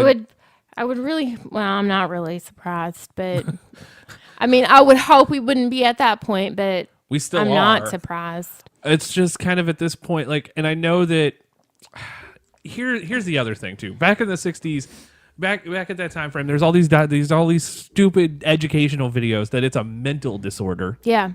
Let's talk about that. Yeah. Let me go off on that. Fuck that shit. Look, okay. There are over, what is it? I think 400 species that homosexuality happens in. Okay, So you're going to tell me, because I watched my dog hump other girl dogs. I have seen it happen. She just looked at me. I have seen her hump. I've seen her hump a cat. Like, our dog is pansexual without a doubt. Okay, cool. Like, I know that homosexuality is something that happens in other species. Why did we tell people at that time? Was it that it's a mental disorder? Like, how is that processed? Like, how is that something that we went to? It's kind of weird because it's like we took a giant step backwards when we moved to this country. No, we did. I don't know if it. I actually don't know what the thought processes was. Well, you got to look back because we took a giant step back after fucking Caligula. I was going to say, took a giant step back from homosexuality's Greece. been around for a very long time, and at some point was generally accepted. So I don't want to say it's religion, but like, I mean, like we look back and go, okay, so here's Greek mythology that has all of the stories like you can. There's Greek, stories. Roman. The other one, Viking. I can't think of the actual term. My mind's just like Norwegian. The northern. No, it's not Norwegian either. It's Yeah. Nordic. There you go. Hey, you know how I came up with that, by the way? You remember the old workout machine that you could do? It's like Nordic track. It's Nordic. Oh my god. But yeah, like there's all these stories throughout time where like being gay was there. And sometimes revered. Like eventually Caligula will make center crap. There's just like, if you have not seen that movie, oh my god. That's just straight up a porn movie. Like it's got quality actors and actresses in it, but it's made by Hustler. Like that's gonna be a weird set of crap. But like that movie is like almost a great definition of what that time frame was, because everything was just going on. But I mean, it's weird because mythology is a religion. Yeah, but at that time, like we make religions to explain things. We also change how we want religion to modern after how we believe, how we feel ourselves, and just letting everyone know it's gonna be that way forever. Like that's how religion works. We'll take religion and adopt it to the way we want to see it. Sorry, everybody. That's a whole other. That's another. But like that's where I think the problem is that we've seen like all of the anti-movements at that time, like religion saying, "Oh, that's wrong." And fast forward all of these years later to now hearing some jackass medical doctor in a video tell me that it's a damn mental disorder. Like just recently, the World Health Organization said that transgender is not a mental disorder. Just within the last month, the World Health Organization just took that out of mental disorders. Fuck me. It doesn't much matter. People are always going to be trying to explain what they don't things. understand. It doesn't much matter how you want to categorize things. It just doesn't. My dog just looked at me again like you've talked about me. We still don't understand how tons We're of never things... going to understand how the mind works. We don't understand how tons of different things work. I don't understand magnets, but that's a whole nother argument for another day. I'm thinking because as I have a headache, we still can't explain how most migraines are caused. We understand how some of them are caused. There's stress migraines, and then there's tension migraines. Trigeminal neuralgia. Yep. But the majority of them, we don't know. And we'll continue to look for reasons. Yeah, it's kind of like when you... Okay, so depression might be the same aspect, because like when I fight depression, I always look for the reason inside of me of why I'm sad. And I know there's not a reason, but like internal, the struggle is me going, why is this happening? And the thing is, we know for some people what causes are. Right. But the thing is, we will never know for everything. No, because that's just not the way we will work. continue to learn more and more things. But there are some things we just will never find answers for. And we know this. But it's flat, like it's the same principle. like to flat out just say, well, the reason you're gay is a mental disorder. It's just going, that's dumb. That's just dumb. And hearing that and watching the PBS documentary actually shows the video of that, where that came from too. And I'm just like, no wonder people suck. Like, Yeah. Fuck. This video is just asinine. That's like when you see like a really young child and you're like, I know that child is already going to grow up to be gay, and that's fine. But you know that they are 2 or 3-year-old is not like got a mental issue. Like, no. Okay. Here's the other thing too. like- Why is it that kids can see perfectly fine? Like we can tell a child, like, and this is probably the best example of things. I watched something happen at an event. We were out and about with some friends, and a child asked, "Hey, is that a man or a woman?" Like you could hear it. They're probably 3 or 4. Their mom said they were a woman. They may be like trained. Like even the friend of ours went up and explained it, like to the child, and the child's like, "Cool," and just walked away. I was like, "Awesome." yeah. And the mom, was like, "Thank you for explaining that," because I didn't know how to word it. And she's an amazing person. I love her to death. And like just seeing that was like, how can kids get this? At 3 and 4, but adults who have gone through hell are just like, nope, you're wrong. You're fucking a piece of shit. Like, how does that kid see it and the adults can't? Like, how does that mental capacity work? Now, granted, probably raised differently too, but again, still going, how does the mind process that at that age but can't at this age? Like, I don't know. Well, I don't know, and that's the world that I want to live in. And this is kind of sort of though where I hope one day we do get to that point. So maybe, and I hope no one's offended when I say this, but I hope we can get to that point so maybe people don't get as offended as easily, because sometimes we need to ask questions to clarify things. I think if it's a child asking the question, it's not as offensive. But not even that. Sometimes adults need to ask questions. Don't ask about genitalia. That's my biggest rule. Just don't do it. And that's fine. That is completely fine. I think you understand where I'm coming from. Yeah, and that is fine. But going back to this person that goes to school with my child, when I want to find out, because, well, first of all, my son doesn't tell me anything and always acts like he's confused. When I want to know, simply... Try not to laugh at that, but that is like true. 90% true. It's very true. When I want to know if the person that chooses to wear this dress, is he wearing this dress because that is how he identifies? Because you want to make sure you use the right pronoun. Right. Or is there another reason? I'm just trying to do it for sensitivity purposes because, yes, I'm trying to find out. There are times that like you want to know, hey, what, especially, right. And I'm going to say this, and this is probably like the most offensive thing I've said. Anyone who's non-binary, you never know what pronoun. Like, it's always like, hey, it's cool with what. And some people are like, whatever you want to use, that's fine. And that is what I mean. Sometimes I wish people were not overly sensitive because I want to ask questions so I can do things correctly. So I'm doing it for future in the way that is best for them. There's a difference between that and just do you know being what I mean? Yeah, there's a difference between that and just being a dick. Sometimes when you ask questions, people they're so used to being mistreated that they interpret it as as an attack. And I hope one day we can get to a way to where people are treated more fairly, to where people are not constantly under attack. That I can just ask, how do you normally live your life? So like how do you want me to identify you? I love the idea of like, I mean, if they're my thing is it depends on what you're presenting as until someone tells me they're non-binary, and then I go, oh shit. Because I'm going to sound like an asshole if I go, because I don't. Things get really complicated. Like, do you just like to wear a dress, or are you she, or because there is so much. There's a lot under that umbrella.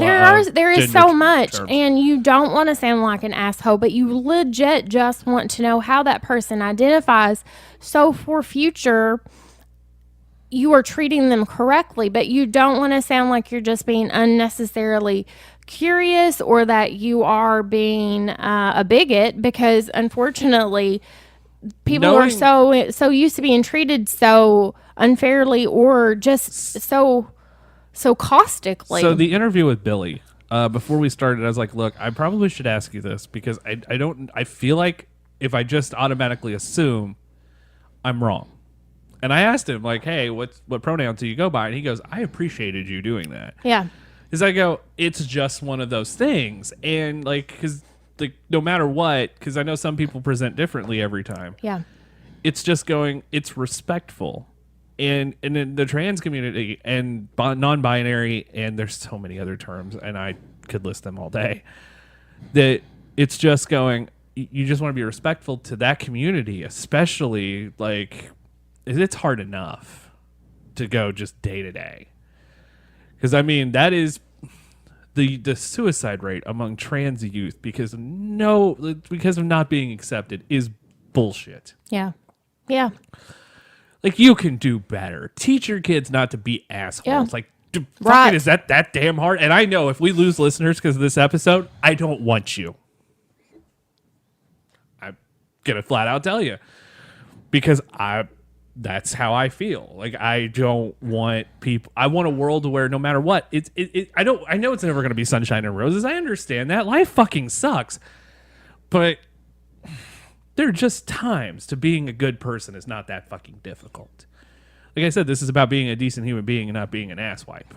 I mean, this isn't a political statement. This is just going, hey, look, this person wants to be who they are. Yeah. Is it that hard? And I mean, there's, like, I love reading articles about, like, I get these all the time, and especially on Facebook, where you'll see a couple that, like, I married a man, but now she's my wife, and I love shit like that. Like, she's, like, everyone is just happy.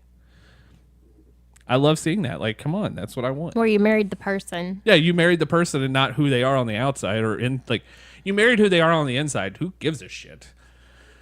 Like, there's, the blanket terms. Oh, people. Well, that's like, I never understood where. Now I've got the boom boom. I've never been able to understand where people can disown their children. Oh, that was like a next topic I want to get. Yeah, I don't understand that, and I've never understood that even before I had kids. But especially now I do have children. Like, they're yours. You created them, you've raised them, you've invested all this time and money in them. Like, how do you just get rid of them? I don't understand. So true. For anything, especially their self-identity. I don't understand. So I've got to find the quote. Of course, I happen to hit BuzzFeed first. Of course. I mean, I get a little frustrated with my kid because he acts like every day is a brand new day, but I mean, like, I'm not going to get rid of him. I don't even know what to say to that.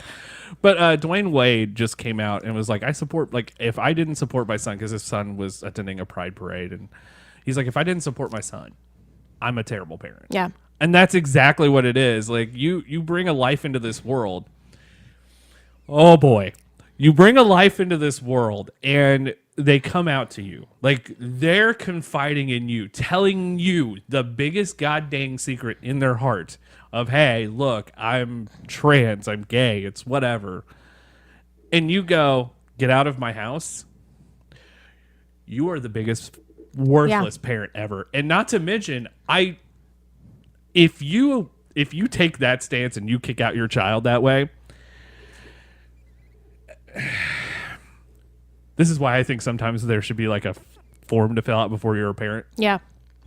Like that. Oh, I've thought that many times. Oh yeah, no, I mean, you get that. Like, I understand that, but that's kind of how I feel at this situation. Like, if you kick out your child because they're not what you want them to be, get the fuck over yourself. So there's this girl I went to school with. Back when I had Facebook.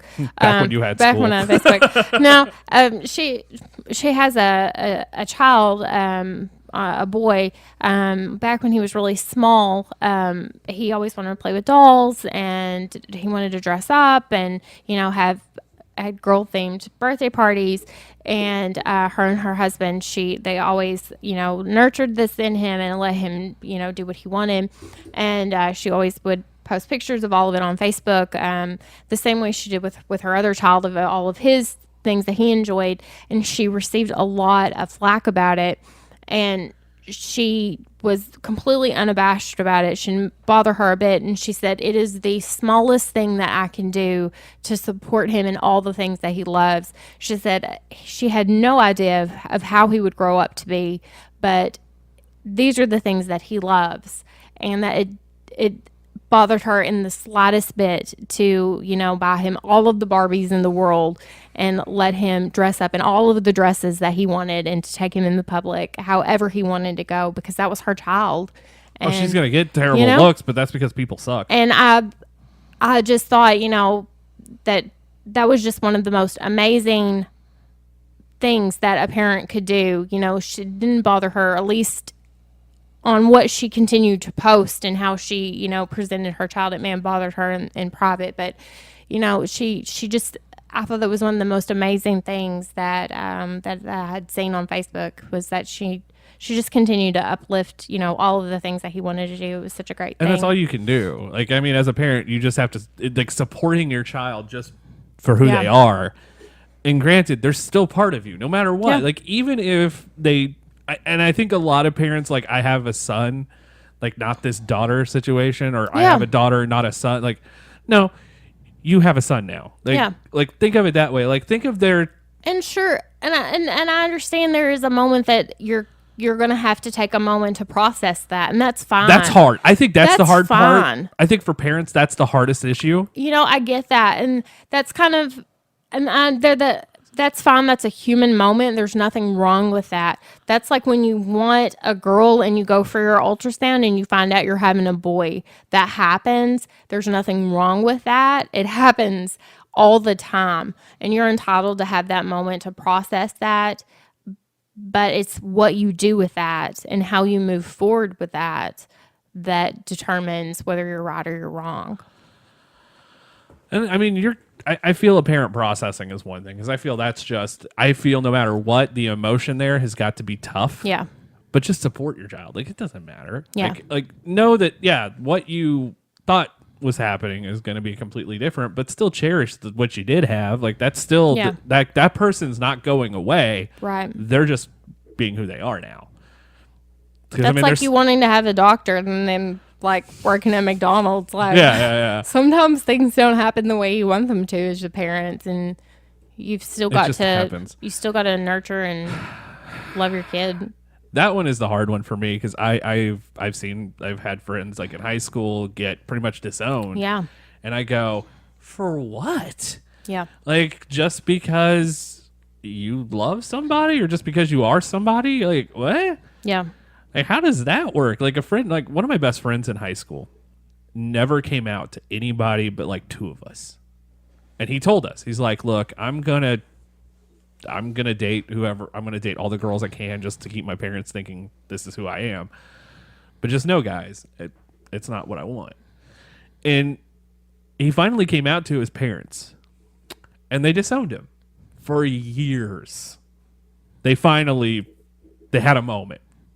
And I think the process of going, and then there's that parent thing, like, I'll never have grandkids. Yeah. I understand that there's some things there, like, okay. But he finally when he came out, they disowned him. I think now they're all on speaking terms, and it's a process to get back to where they were. But it's like, I think the steps to acceptance can be difficult at times too, but don't just immediately go get the fuck out of my house. Yeah.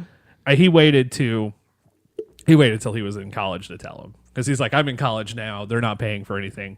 All right, I can do this. Yeah. So I get that.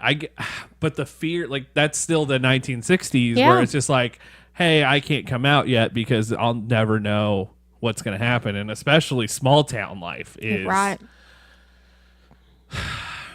The small town atmosphere compared to, like, if to come out, just say, even in a town the size of Springfield or Missouri, or a town that's that big, that's like 70,000 to 150,000, is going to be so much different than coming out in a town of 2. Yeah. 2,000. Like, it's just, Yeah. man, this might be, I'm having, like, this is deep. Well, the thing, if we live in a town, there's what? 12? 26? I don't know. There's, I actually looked it up. I think there's like 26,000 here. Yeah, I always thought it was like 10,000 the entire No, time. I was it's just like, more oh. than that. So obviously, Can we get a Popeyes? I would like an Andy's. That as well. I ate it. I yeah. ate it at Andy's yesterday. It's pretty awesome. So I'm always relatively open with my kids, and I had my son, my oldest son. He was born 4 weeks after I graduated high school. So someone actually told my father-in-law that I was pregnant with him before we told him. Someone in the factory where my father-in-law works, who I don't know who told them, told him. I don't even know what to say to this. So I was telling my kid that, and I was like, can you imagine what it's like to live in like an even smaller place? I was like, you're really lucky. I was like, because, stuff would get It's back. still a big town enough to where it's going to be hard for that. But like, Right. you live in a town of 2,000, three people are I going to was like, drive by. you know what it three would be times. like if we lived in a really small place. I was like, you wouldn't be able to do anything, and I would know about it before I like even got home.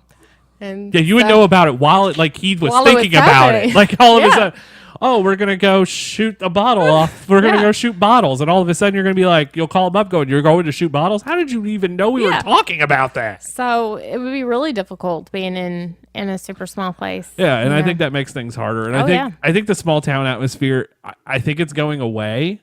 Because I can remember, like, my school just implemented something that I didn't expect to happen. And that was the ability for, if you identified, you're able to go to the bathroom you identify as. And I went, my school? My small town school that did not take up for my friend who was being called every name under the book, like 15 years ago. Like, you'll take up for that now? I mean, I'm going to applaud you. Because, I mean, it is different people in charge. I'm going to applaud you for everything you're taking steps for. Like, that's crazy. I don't think we've had anyone that identifies as transgender at like school. So I don't think that issues come up. But I don't think it is there either, but they went ahead and stopped it before, like, already put a plan. Yeah, like putting a plan in place before even it happens is so much better than just figuring out how to go when it's happening. I do have to say, so far, I've been very happy with how progressive our school has dealt with most issues so far. I've been really happy with it. Can I just say something? Yeah. I love being around, and this is something, I love being around the band. Yeah. Because it's just the happiest group of kids ever. Like, no one gives a shit. Did I tell you what the answer to the question was about the kid who wore the dress? No, actually. There was a girl who did not feel really comfortable about having to wear a dress, so the boy just decided to wear one with her. That's a love story waiting to happen, isn't it? That was it. That was all. That's really cool. Yeah. I was like, oh, okay, that's nice. Kudos, though. Yeah. Like, that really is like the start of something. Like, I just feel like if they're not dating, like there could be more to that story. But it's just like, hey, that's really cool. Oh, I was like, well, okay then. That's awesome. I think the storyline here is just going, we've come a long way, but I mean, even coming so far, there's still so much more. And there really is. Like, we've talked about the past, we've talked about the present, we've talked about a little bit about the future. I think the main thing for us to discuss now is, what's this all mean to us? Because I know I get this question a lot, especially since I've been like, hey, look, we're doing this all month long. Going, I didn't know you guys were going to get political. Again, this is not a political statement. This is just being a decent human being. And I don't understand how it's political. I don't feel like it's political either. I feel that it is maybe taking inventory of the human race. Right. No, political is saying Tom Cotton's an anal bead. Yeah. Which he is. But that's We're not discussing people that are holding political office or may hold future political offices. I will make fun of them at some point, but that's about as far as that goes. I think that would be a political episode. I love doing that, though. Damn it, Katie. every time I could get, like, for some reason, because that was a topic. He was a topic on a show in 2014 because I just saw his ads popping up everywhere. I'm like, I'm going to ridicule this motherfucker as long as I can. So yeah. No, I don't feel that it's political at all. no, it's really just human. It's a human rights it's just issue. If you're on the other side, and I'm just going to say it because I feel like this was said during the civil rights movement, during the women's movement, during every movement so far, you're on the wrong side. Yeah. Because I know now the country, like 61% of the country is now okay with transgender. And that's a huge step from where it was 10 years ago. I don't remember who I said it to, but I said it 2 years ago to someone. I was like, one day we will look back at this, and this will be as we viewed, like, segregation. We viewed women's rights, and I feel we will. I do feel like we're going backwards at times, but that's a whole nother. Yeah. That could get we political. are. Yeah. That I will think get we political. shouldn't. But Yeah. no, I feel like at times we're going back, but there are people in place that will not allow backward. Like, no matter what happens, there's just going to be things in place that will stop this. I think there will be fights, but we'll get. Yeah. So yeah, what does this all mean to us? And I mean, it's a deep question. Like, that is one of those questions that, like, I mean, we've spent the last bit of the show, with the exception of talking about the Harry Potter game, Yeah. about discussing something that's important to us, and especially with this, because, like, most of our staff falls under this umbrella. Well, okay, so I'm going to bring up a show that I wanted to bring up. Oh yeah, no, let's talk about Because that. that's what I want it to end up. I want it to be like. Okay, so we both love this Canadian show called Letterkenny. Not just us. It is every host on every show, with the exception of one, because they won't watch it. So it's like, so I got Katie to watch it, and at work we have a secure messaging system. It's kind of like AOL, but it's called Link. And no, it's AOL. It is, but we can message back and forth, and I made her watch it, and so we now, like, greet each other that way every morning through the whole thing, and we're like just talking Letterkenny quotes now. I'm just gonna start sending her random Letterkenny quotes. It's fine, she'll understand them. But so we were talking about this, Katie and I, from, like, the beginning of the show.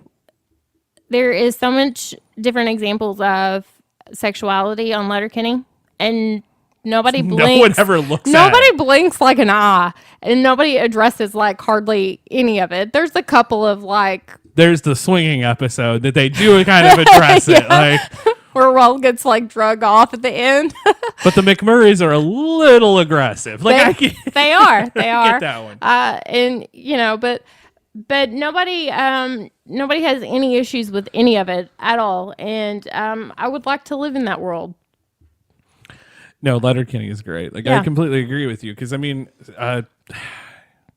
there's one, and is it Rolf that came out? Which one is Rolled? Yeah. Yeah, Rolled. Like, I love that. Like, I love that. Like, that entire. I love the interaction with Gay, by the way. Yeah. Like, that's so funny. Going, I'm gay. No, I am. Like, you can't say that. That's not right. And it's funny as shit. I think that show tackles so much, but does it in such a weird way where, like, like, all I can think about now is the scene where they're in the hot tub. And they're all fighting over Bonnie McMurray. They're all fighting over Bonnie McMurray. And Squirrely Dan and Derry are just having a farting contest while Bonnie and Katie are completely, like, Katie's asking all the right questions at this time, and just like, oh my God. And then they're just farting in the hot tub. And Bonnie says she can't date any of them because it would get her into trouble, because basically she wants all of them. Yeah, so she comes out as pan. Like, that was that moment where we're like, oh, Bonnie McMurray's pansexual. Yeah. Bonnie McMurray just loves everybody. Yeah. Love Bonnie McMurray. My other personal favorite episode of hers, by the way, is the Halloween one where it's haunted. Yes, and she keeps coming. I just watched that one before I came over here. She keeps coming out in different costumes, and they're like, what you doing there? Just, and Wayne does on. And the other one that because I haven't watched all of season 5 and 6 twice yet. The other one I love is when they inherit the money. Yeah. And they turn it into a reality show. And I fucking died at laughing at that episode so much because there's so many tropes in that. If you watch any reality TV show, you get it. Yeah. No, that community is perfect. Yeah. That's like and they are a is like small town. That is a nirvana.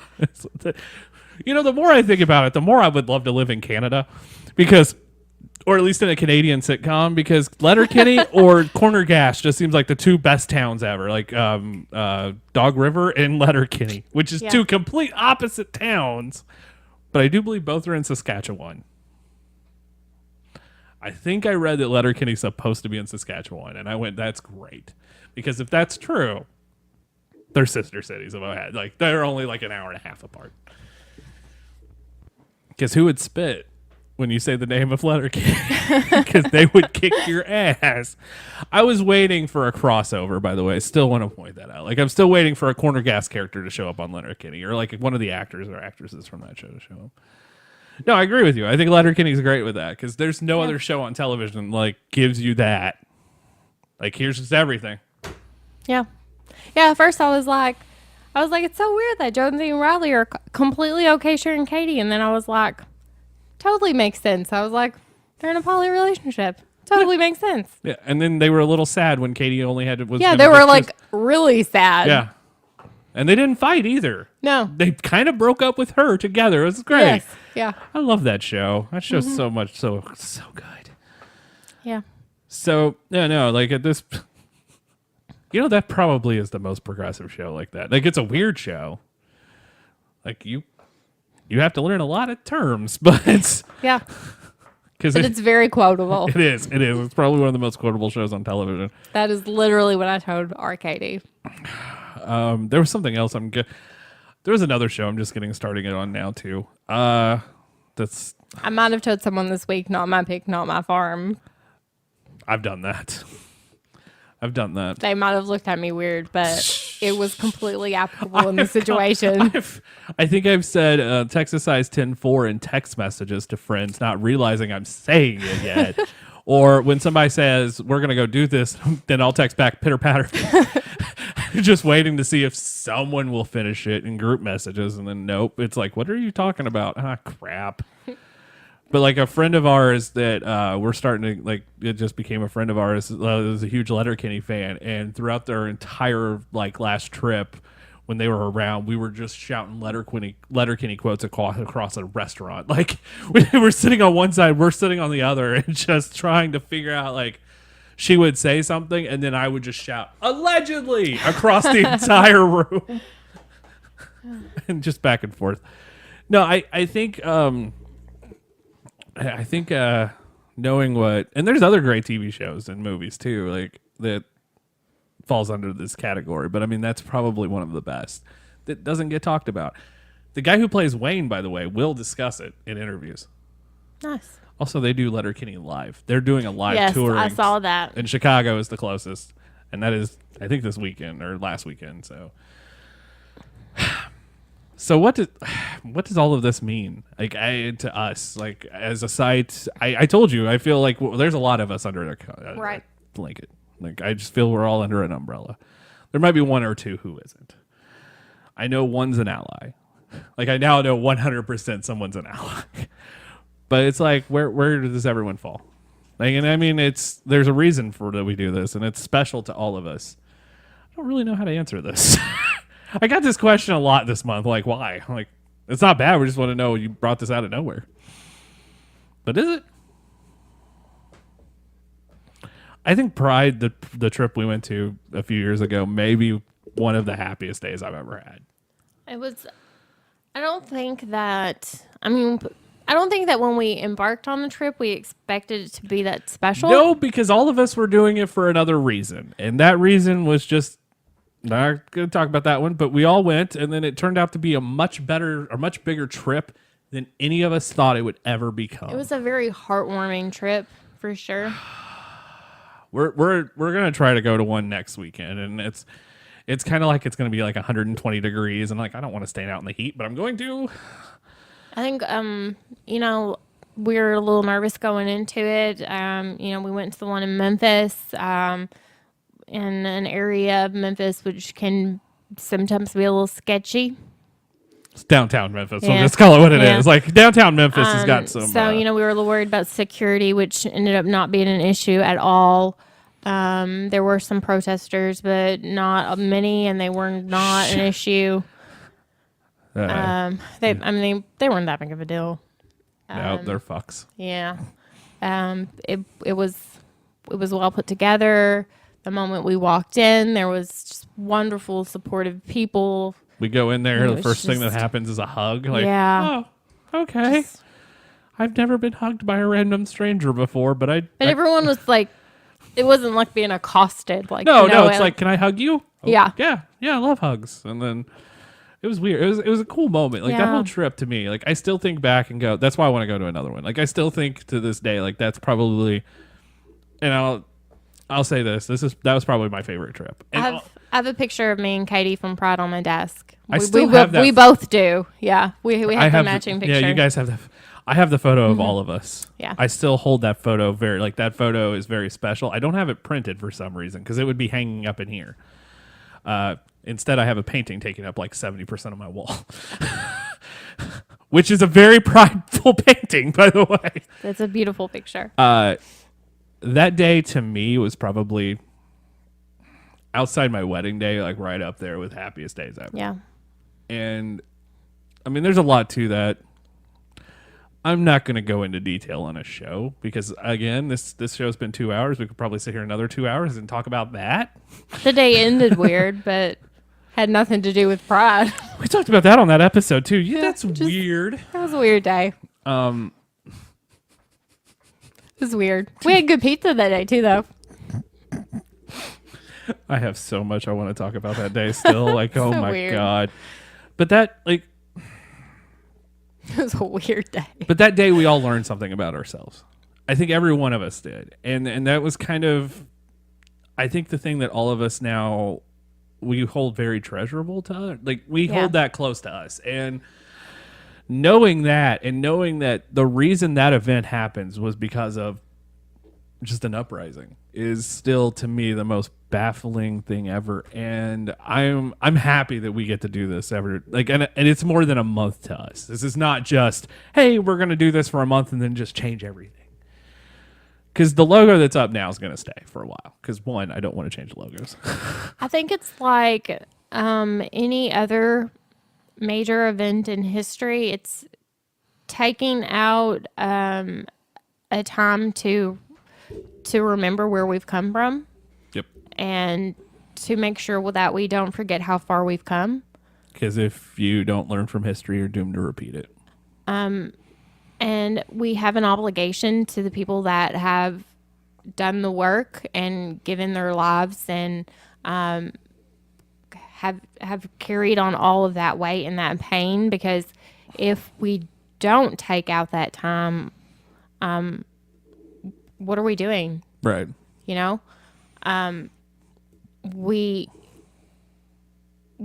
yes, I understand that, you know, some of it might seem commercialized, but other things are commercialized too, but it still holds significance. And it's like kind of like getting a character. Like, I know that a lot of people are pissed if anytime there's a gay character in a show because it's like, or changing a superhero to becoming a member of the community. This isn't about that. That's the reason they're doing it is not political. It's just so like, look, when you're growing up, we all have characters we can latch onto. Yeah. I think that's it goes back to the being damned if you do, damned if you don't. don't. If you don't put some sort of recognition out there, it's never going to be out there. Yep. And maybe to you it seems commercialized and it seems, you know, like you're taking advantage of something that's in the spotlight right now. But if it's never out there, then it's never going to be out there. And it's never going to become a part of the routine. There's somebody out there who just watched the cartoon that Ashley and I have been watching and goes, oh my God, I can be myself and it's okay. Or like Steven Universe, which is huge on that. And going, oh, hey, I can be myself. It's okay. And those cartoons, shows like that, movies like that, shows like Letterkenny, which is just great because it's like you can be who yourself and we don't care who you are. You're a meth head, you suck, but you're a skid, but we're not going to do. Right. But like his group thinks he's awesome. yeah, his group thinks it's he's no awesome. big deal. They but dance weird. I did say this though. I was like, we live in a small town where meth's really big, and I went, I wish they were like that because I just was like to see meth heads just down in the street dancing with like fucking rips, rips. Like, come on, that'd be great with like freaking rips, reps, and revelations. glow sticks out busting a move just in front of like Kentucky Fried Chicken because that's the first place that right. It'd be great. I think it's outside like a Dollar General. Dollar Tree. Yeah. It has to be Dollar Tree, doesn't it? Or that one grocery store that smells like bug spray. Not going to name it by name, but it's true. That grocery store smells like bug spray. That's kind of what I think. Like, I think that would be great.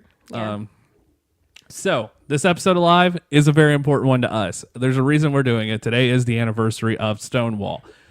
This is a big day for us, and for us, I mean, just everybody. Because, like I said, I think without saying it, we're under the umbrella. Yeah. You can read an article. You can find it. I might post that in the description, but there's a lot. All of us fall under an umbrella somehow in the community, and it's really awesome to feel. Going back to something I said, I never felt like I fit in after theater. When I got out into the real world, like I was doing stand-up, but I never felt like I fit in anywhere. I do now.